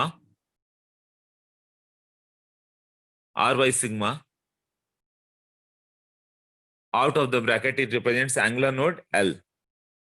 हाँ, inside the bracket representation of plus minus is what, वो रेडियल नोड का आएगा। तो तुम्हें रेडियल नोड की बात करनी होगी, इसका वैल्यू क्या कर दोगे, उसको वैल्यू 0 कर दो, 6r/a0 -r0/r² /a0, ऐसा होगा ना। उसका 0 कर दोगे तो आर का वैल्यू आएगा। आर का वैल्यू तुम्हारा कितना आ गया? 6r/a0 minus r² /a0। उसको सॉल्व करके देखो, एक वैल्यू आर का वैल्यू 0 आएगा और एक आर का वैल्यू कुछ और आ गया। यही हुआ ना? तो उसका वैल्यू कितना आ जाएगा? उसका मतलब आ गया कि आर का एक ही वैल्यू आ गया, मतलब वो या तो एक वैल्यू होगा, तो या तो 2s है या 3p है या 4d है, इस तरह से होगा, है ना? तो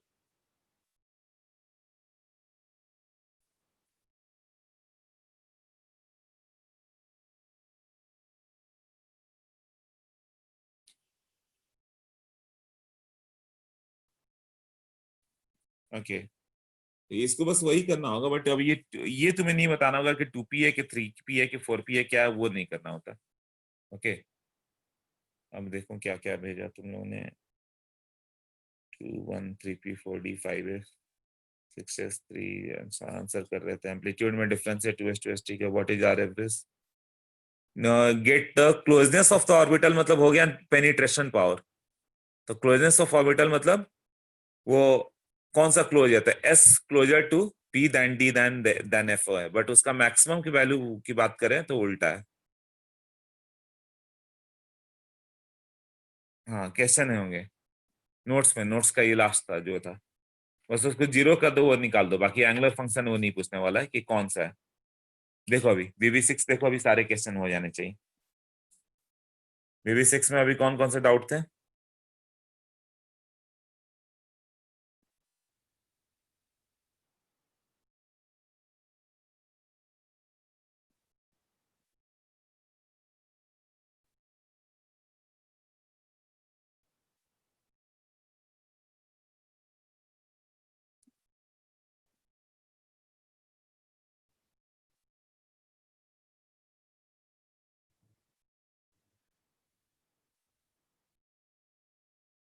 ओके,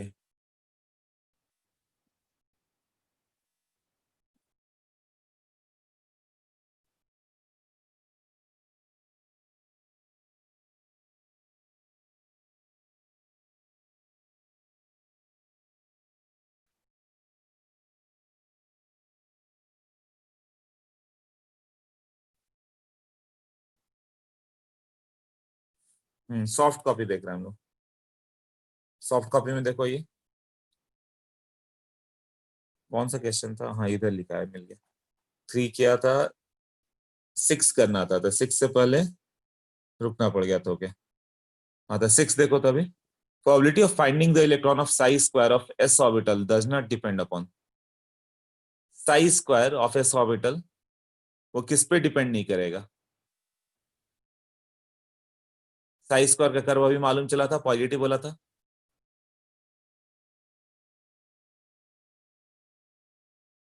तो क्या डिस्टेंस इंडिपेंडेंट है क्या साई स्क्वायर?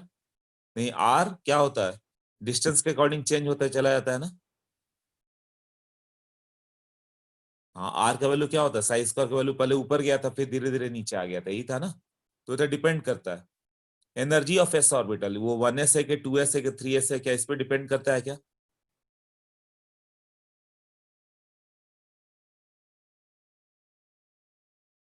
करेगा ना, 1s 2s 3s सबका कर्व अलग अलग था ना, राइट। तो वो किस पे डिपेंड कर दिया? एनर्जी पे, मतलब एन पे वैल्यू पे डिपेंड कर गया। प्रिंसिपल क्वांटम नंबर, हाँ, प्रिंसिपल क्वांटम नंबर पे डिपेंड किया ना कि एन के वैल्यू 1s है कि 2s है कि 3s है, सबका कर्व अलग अलग है। तो साई स्क्वायर सबका अलग अलग आता है ना। 1s वाले में एक ही लॉब टाइप का आया था, 2s में ऐसा 2 बार आ गया था, एक नोड आ गया था, 3s में 3 टाइम्स आया था ऐसा। क्लियर हुआ? एजीमुथल क्वांटम नंबर, उसको एल से कोई मतलब था क्या? एन से मतलब था ना, 1s 2s 3s सबका कर्व अलग अलग था, एन का वैल्यू चेंज हुआ था तो अलग हुआ था। Similarly 2p 3p 4p 5p सबका अलग था, मतलब जिसका भी होगा एन से अलग होगा, वो एल से अलग नहीं होगा। 2p का भी एल का वैल्यू वही है, 1 है। 3p का भी एल का वैल्यू 1 है, 4p का भी एल का वैल्यू 1 है। तो एल के वैल्यू से फर्क नहीं पड़ता उसको। It is independent of azimuthal quantum number. Question number 6 clear हुआ?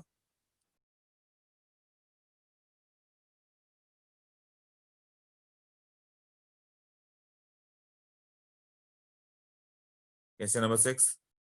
ओके, 6 क्लियर नहीं हो रहा है। देखो 6 में क्या हो गया कि उसने बोला कि किस पे डिपेंड करेगा। क्या बोला था कि ये 1s का कर्व कैसा आया था, साइज स्क्वायर कैसे आया था, 2s, यहां से आके ऐसा चला गया था, यही था ना, 3s, वो यहां से आके यहां पे गया, फिर क्या होगा, ये ऐसे गया सेम सेम हाइट पे।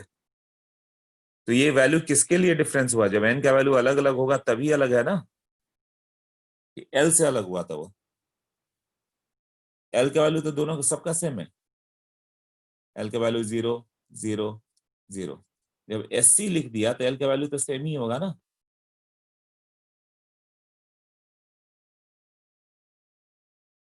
तो probability of finding for the s orbital की बात करोगे तो किसका अलग होगा, s ऑर्बिटल, क्या एजिमुथल क्वांटम नंबर से अलग, उससे डज नॉट डिपेंड है, ये देखना, डिपेंड शायद तुम सोच रहे हो, इट डिपेंड्स अपॉन कि 1s है कि 2s है कि 3s है, सबका अलग अलग बना दिया मैंने, है ना। तो ये किससे इंडिपेंडेंट है, l के वैल्यू से ना, l इक्वल टू 0 तो सबका है, फिर भी कर्व तो अलग अलग हो गया ना। So it does not depend upon the azimuthal quantum number, it depends upon the value of n only, कि 1s है कि 2s है कि 3s है कि 4s है, तब वैल्यू अलग अलग हो रहा है। और डिस्टेंस फ्रॉम द न्यूक्लियस के अकॉर्डिंग भी अलग हो रहा है, तुम जो डिस्टेंस लोगे उसके अकॉर्डिंग उसका वैल्यू अलग आ जाएगा। जैसे साई के वैल्यू की हम लोग बात करें तो आर के अकॉर्डिंग अलग होगा ना, इस आर पे साई का वैल्यू ये है, इस आर पे साई का वैल्यू ये है, तो अलग अलग वैल्यू आ रहा है ना। तो या तो आर के अकॉर्डिंग साई का वैल्यू अलग हो रहा है, या फिर एन का वैल्यू चेंज कर दो तो भी आर के अकॉर्डिंग साई का वैल्यू अलग आ जाएगा। यहाँ पे मान लो सेम आर पे लेवल हो गया तो साई के वैल्यू अलग आएगा, इसका अलग आएगा, ऐसे होगा ना। क्लियर? ओके, नेक्स्ट देखो, थर्ड 6 डन, उसके बाद कौन सा है लिस्ट में, 11 12 13 15 16 17 18, 11 से लगातार। ओके 11 बताओ। For an electron n equal to 3, 3 में क्या होगा, 3s 3p 3d, ठीक है, 3s 3p 3d। तो अब बताओ 1 रेडियल नोड किसका होगा, 3s है कि 3p है कि 3d है। 3s में 2 रेडियल नोड, 1s में 0 होता है तो 2s में 1, 3s में 2, तो 3s में तो 2 रेडियल नोड है, 2p में 0 होता है, 3p में 1 ना, इसका मतलब n इक्वल टू 3 मतलब वो 3p है। तो 3p हो गया तो ऑर्बिटल एंगुलर मोमेंटम, उसका फॉर्मूला क्या था,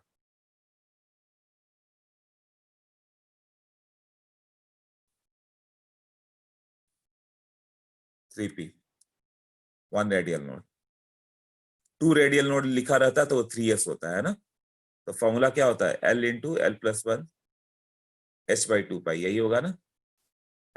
p के लिए l का वैल्यू क्या होता है, 1, ये पुट कर दो, देखो आंसर क्या आ रहा है, 1 इंटू 1 प्लस 2 √2h/2 पाई, h/√2 पाई या √2h/2 पाई, जो भी आंसर ऐसे दिया रहा है, √2h/2 पाई, एक आंसर सी है ना।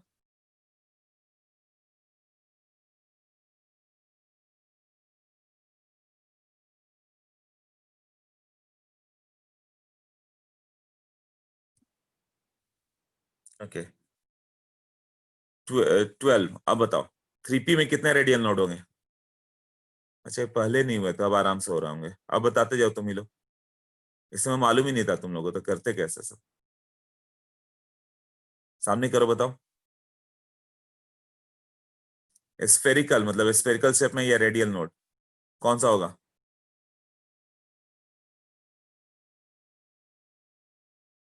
13 की बात कर रहे हैं हम लोग, करेक्ट है। 2p में no radial node, right, angular node तो इसमें होता ही नहीं। 3p में, 3p ऑर्बिटल में क्या होगा, 2p में नो रेडियल नोड था, 3p में 1 रेडियल नोड होता है ना, और एक नॉन एंगुलर, एक एंगुलर नोड होगा, मतलब नॉन स्पेरिकल नोड, मतलब 1 spherical node and 1 non spherical node, यही होगा ना। कैसे हो जाएगा 3p के लिए, हाँ एक रेडियल नोड हो जाएगा n minus L minus one, 3 minus 0 minus 1, 3 minus 1 minus 1, 1 radial node, और एंगुलर नोड मतलब नॉन स्पेरिकल, ये स्पेरिकल हो गया ना, स्पेरिकल या रेडियल, और ये रेडियल या नॉन स्पेरिकल, ये एल होता है 1, 1 एंगुलर 1 रेडियल। आंसर समझ में आ गया 12 का। 13 बताओ अभी।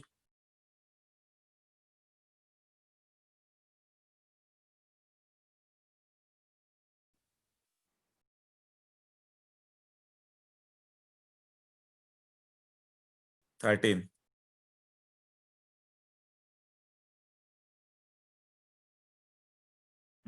13 का ये आ रहा है कैसे? Number of nodal plane in p x orbital. हाँ, पीएक्स ऑर्बिटल में कितने नोडल प्लेन है, कौन कौन से है? एंगुलर नोड की बात कर रहा है, रेडियल नोड तो एन पे डिपेंड करेगा कि 3p है कि 4p है कि 5p है कि 7p है, सबका रेडियल नोड अलग अलग आएगा ना, तो उन एंगुलर नोड की बात कर रहा है। तो पीएक्स का नोडल प्लेन क्या एक ही है ना, कौन सा, वाईजेड ना। ओके 13 कर लिया, फिर 15 16 17।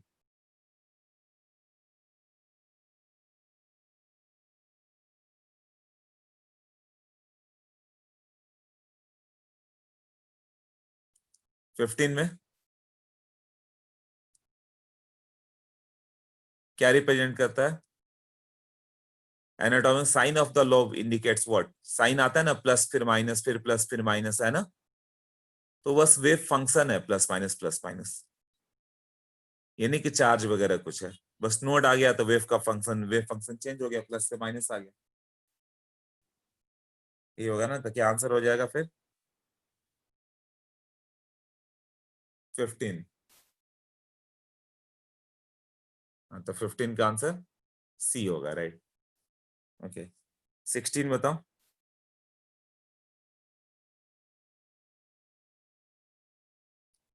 A node is a point in the surface where, हाँ ये तभी बताया था, साइज 0 होता है तो ए ही होगा ना। अच्छा ऑल ऑफ दीज भी है क्या, तो बी भी देख लो।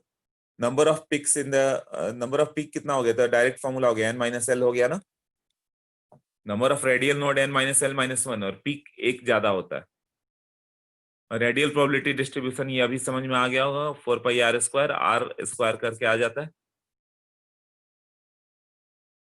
साई स्क्वायर किसको रिप्रेजेंट करता है?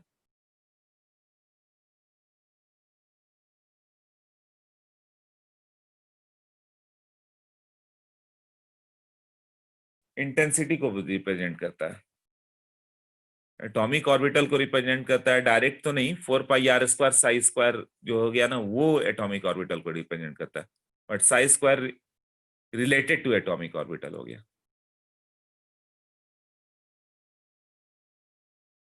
हाँ, तो या तो यदि बहुत करेक्ट बोलना पड़ेगा तो आंसर एबीसी करेंगे, बट ये सिंगल करेक्ट है तो लूज सेंस में डी को भी आंसर लेके सिंगल करेक्ट होगा, तो एबीसी तो नहीं लिख सकते, तब ई करना पड़ेगा फिर। इसका आंसर क्या दिया है एक बार चेक करो तो, आंसर चेक करके बताओ थोड़ा।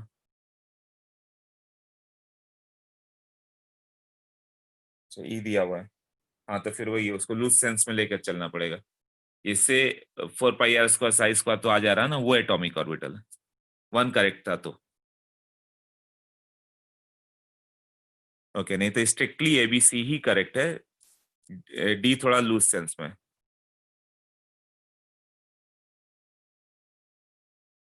एटॉमिक ऑर्बिटल जो आएगा ना, ये साई स्क्वायर इसकी डेंसिटी को रिप्रेजेंट करता है, but 4 pi are square psi square ये इलेक्ट्रॉन फाइंडिंग प्रोबेबिलिटी है, मतलब ये एटॉमिक ऑर्बिटल पे जाता है। ये 5 ऑप्शन नहीं होते, फिफ्थ ऑप्शन बाद में ऐड किया होगा, कि जब एबीसी हो गया तो डी भी मतलब एक करेक्ट करना होगा तो एक ई ऐड कर दिया गया होगा, 4 ही रहते हैं। 70, अरे लो फिर शॉर्ट टर्म मेमोरी लॉस वाले चले गए।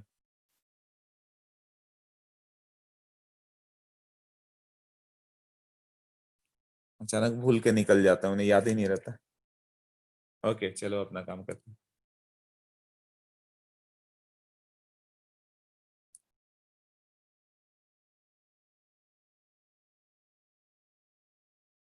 स्टडी सीकनेस, वो सीख कर रहे हैं क्या स्टडी को?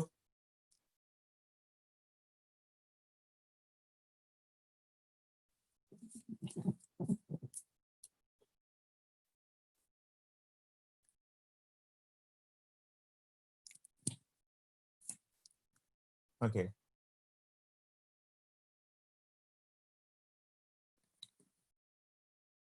सीबीएसई रिजल्ट तो बाद में आएगा, फिर भी एक चीज होता है कि तुम कंसंट्रेट करके कितना पढ़ पा रहे हो।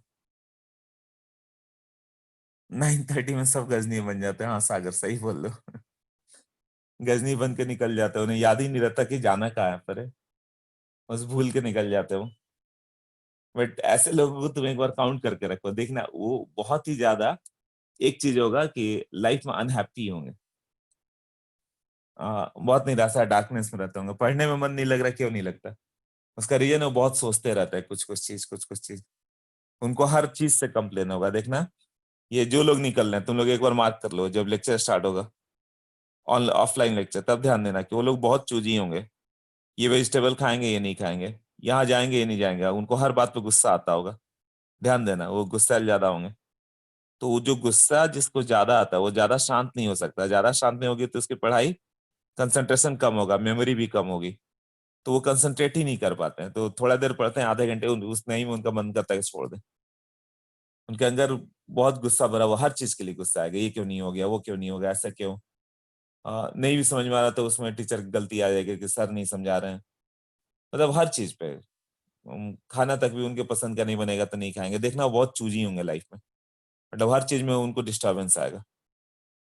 ट्रैफिक पड़ गई, कहीं क्यू में खड़े हैं तो एकदम उनको लगेगा कहाँ पे खड़े हो गए।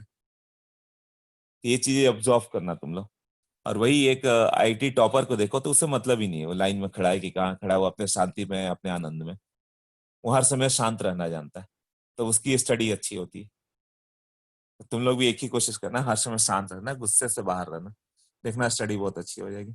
कुछ भी गुस्सा है बस जस्ट ऑब्जर्व करो कि मुझे गुस्सा आ रहा है, थोड़ी देर में गुस्सा चला जाएगा, उसके बाद तुम शांति से पढ़ पाओगे। किसी भी रीजन से अपसेट हो उसे देखो, अपसेट हो जाने दो, फिर पढ़ने लगोगे। ओके 13 का आंसर तो किया ना अभी हम लोगों ने।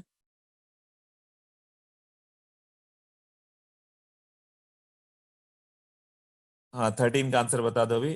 क्या था 13? Number of nodal plane in p x orbital. 13 तो कर दिया था। कौन सा चल रहा था? 15 16 कर रहे थे। ओके 16 कर लिया था। 17 बताओ अभी। Maximum probability of finding electron in dxy orbital is. dxy orbital में मैक्सिमम कहां पे मिलेगा?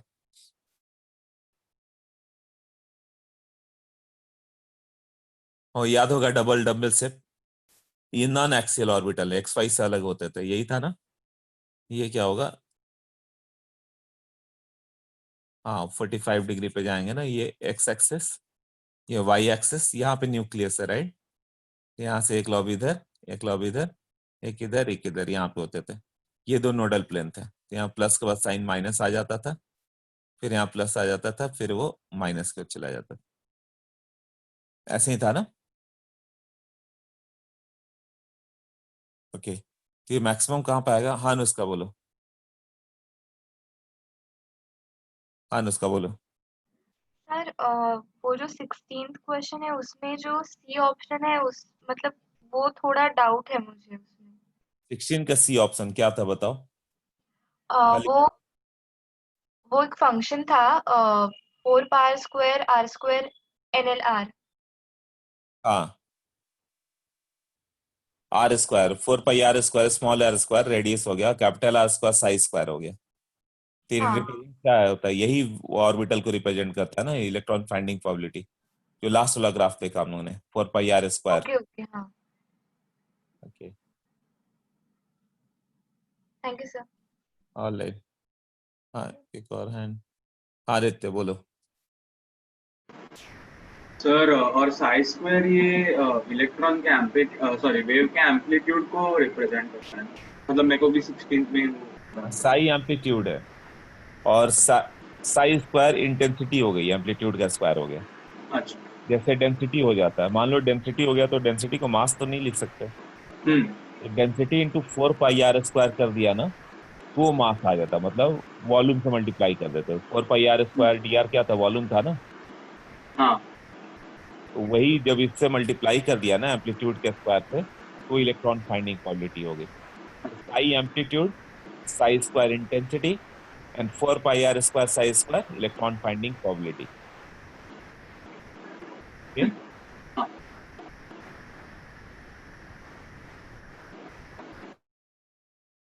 अब बताओ 13 हो गया, 17 हो गया, 17 के बाद कौन सा था? 18, 18 का आंसर बताओ।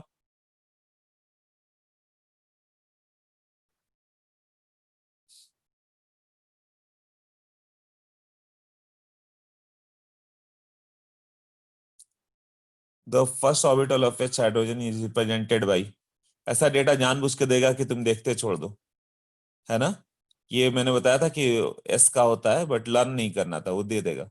ए नॉट बोर्स है the actual probability of finding the electron at a distance r from the nucleus is, अच्छा ये तो नॉर्मल हो गया। एक्चुअल प्रोबेबिलिटी जो फाइंड करने की होगी वो कितना होगा? साई स्क्वायर क्या हो गया? Amplitude into 4 pi r square, D are क्या था? वॉल्यूम ना। साई स्क्वायर क्या हो गया? एम्पलीट्यूड का स्क्वायर मतलब इंटेंसिटी, मतलब डेंसिटी जैसा हो गया, इलेक्ट्रॉन फाइंडिंग प्रोबेबिलिटी की डेंसिटी, है ना। तो डेंसिटी इंटू वॉल्यूम वही तुम्हारा इलेक्ट्रॉन फाइंडिंग प्रोबेबिलिटी आएगा ना, तब सी आएगा, यही जो अभी जस्ट मैं बता रहा था। 18 का आंसर क्या होगा फिर? सी जाएगा। Okay, total number of nodes are same in 19, किसमें सेम होगा? Total number of notes n-1 है, तो 3s में total number of note n minus l minus 1 क्या था? Radial note. l था एंगुलर नोट, दोनों ऐड कर दो तो n-1, मतलब 3s में 3-1 2, 4d में 4-1 3, यही हुआ ना। तो किसमें सेम आएगा? जब n-1 ही टोटल नोड है ना, जिसका n सेम होगा टोटल नोड भी सेम होगा। n किसका सेम है? 4s 4p 4d 4f, सब में सेम नोड होंगे। 4s 4p 4d 4f सब में टोटल नंबर ऑफ नोड कितने होंगे? 3 होंगे ना।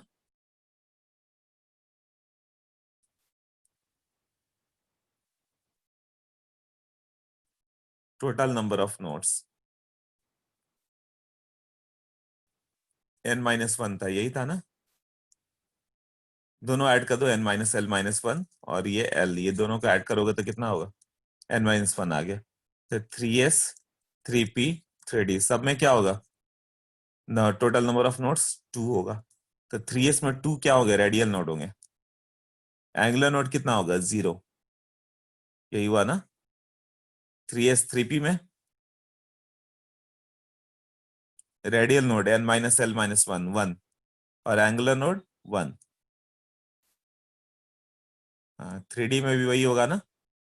3d में radial node 0 but angular node तो 2 होते हैं ना। हाँ, तो n के वैल्यू सेम होगा तो होगा।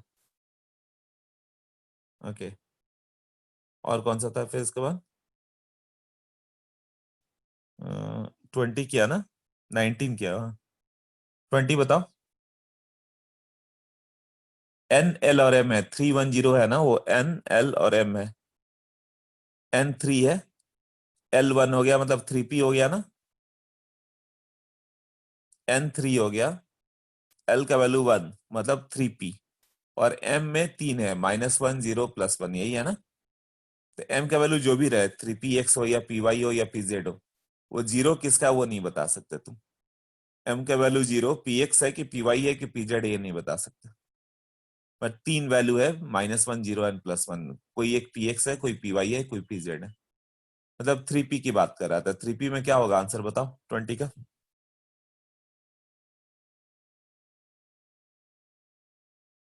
हाँ, अभी बताया ना, 1 रेडियल नोड और 1 एंगुलर नोड। हाँ नित्या बताओ, बोलो। सर मुझे 18th वन नहीं समझा। 18th में क्या था, फिर से बताओ। साई इज इक्वल टू 1/√पाई into Z upon A not का 3/2 का रूट। हाँ हाँ हाँ, देखो फिर से वो साई का वैल्यू जो भी दे, मैंने बोला भूल जाओ, कुछ दिया है। पूछेगा हाँ इलेक्ट्रॉन फाइंडिंग प्रोबेबिलिटी कैसे आता है, तो मैंने बताया था कि डीवी निकाल दो 4 पाई r² हाँ इंटू साई स्क्वायर कर दो, यही इलेक्ट्रॉन फाइंडिंग प्रोबेबिलिटी है। ओके साई कुछ भी दिया है, उससे हम लोग को मतलब नहीं है। Okay okay okay thank you sir. Alright, हाँ बताओ।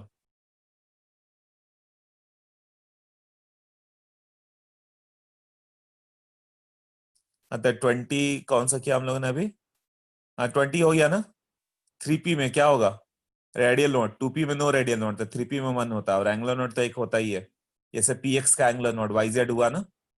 पी वाई का एंगुलर नोड एक्स जेड हुआ ना ऐसे, तो 1 है रेडियल, 1 एंगुलर तो 20 का है। इसके बाद कौन सा है 22, 24, 25, 22 बताओ।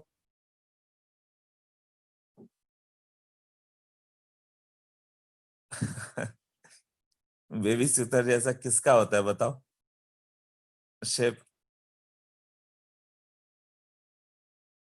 dxy डबल डम्बल होता है, dyz भी डबल डम्बल होता है, ये भी डबल डम्बल होता है। एक ही था ना dz स्क्वायर, dz स्क्वायर का शेप बताया था कि pz की तरह ले लो, राइट, और बीच में एक रिंग ले लो, वो dz स्क्वायर था, उसमें दो कॉनिकल नोड आए थे, यही था ना। तो 22 का d आएगा, बाकी सब एक जैसा है, डबल डम्बल है, तो वो तो हो ही नहीं सकता था। ओके 24, 25 लास्ट तो 23 नहीं हुआ, 24 कैसे हो गया? 23 क्या होगा? अच्छा वो तो ये पूछ रहा है कौन सा वन नोड है, तो देख के बता दिया तुमने। ए में एक भी नोड नहीं है, बी में एक नोड है, सी में दो नोड बना दिया है, डी में एक भी नोड नहीं है, तो वन नोड किस में है? बी पे है ना। ओके 24, 2s का करेक्ट ग्राफ क्या होगा? एम्पलीट्यूड का स्क्वायर वाला।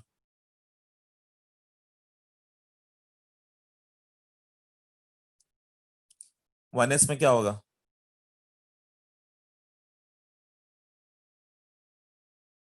1s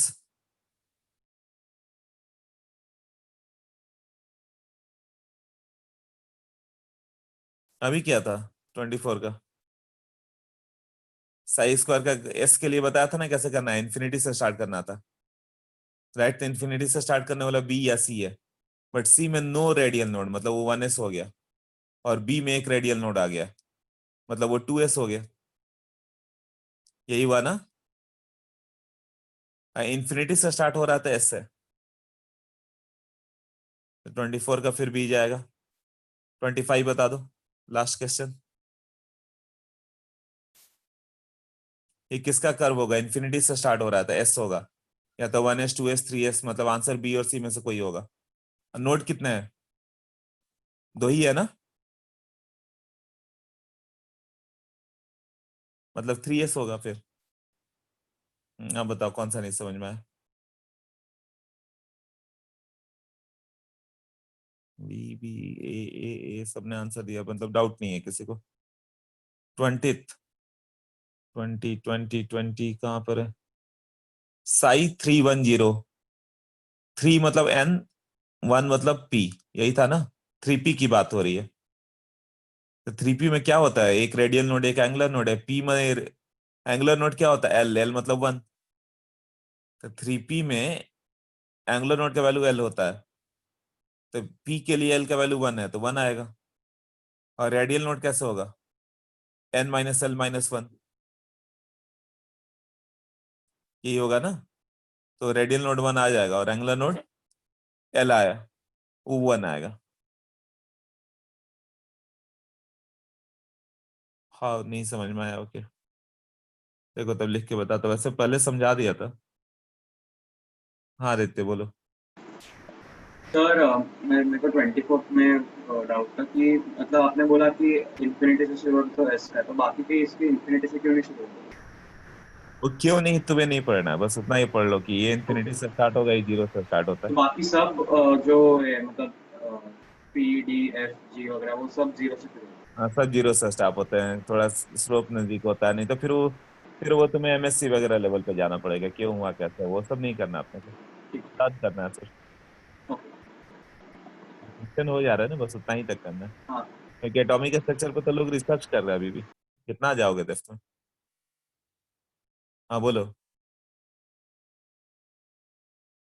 310 in question number 20, 3 is n, 1 l, nlm, यही बताया था ना, आर का वैल्यू क्या था? nlm पे डिपेंड था ना, तो ये 310 दिया था, मतलब ये क्या होगा? 3 l का वैल्यू nlm, l का वैल्यू 1, ये वैल्यू 1, तो ये क्या हो गया? एक बॉक्स ले लो, तो ये 3p हो गया, -1 0 +1 ऐसा वाला, वो इसकी बात कर रहा है, 3p के एक ऑर्बिटल की बात कर रहा है ना। अब तुम्हें ये दे दे 4 2 -1, तो ये क्या हो गया? ये 4, एल का वैल्यू 2 है, मतलब डी की बात कर रहा है ऐसे। एम पे तो डिपेंड था ही नहीं कभी, डिपेंड तो इसी पे था ना, तो 3p मालूम चल गया तो फॉर्मूला लगा दो, radial node n minus L minus 1, angular node l, तो ये भी 1। ये क्वेश्चन नंबर 20 था। हाँ बताओ, डन, बुकलेट पूरा होगा, ठीक है। तो अभी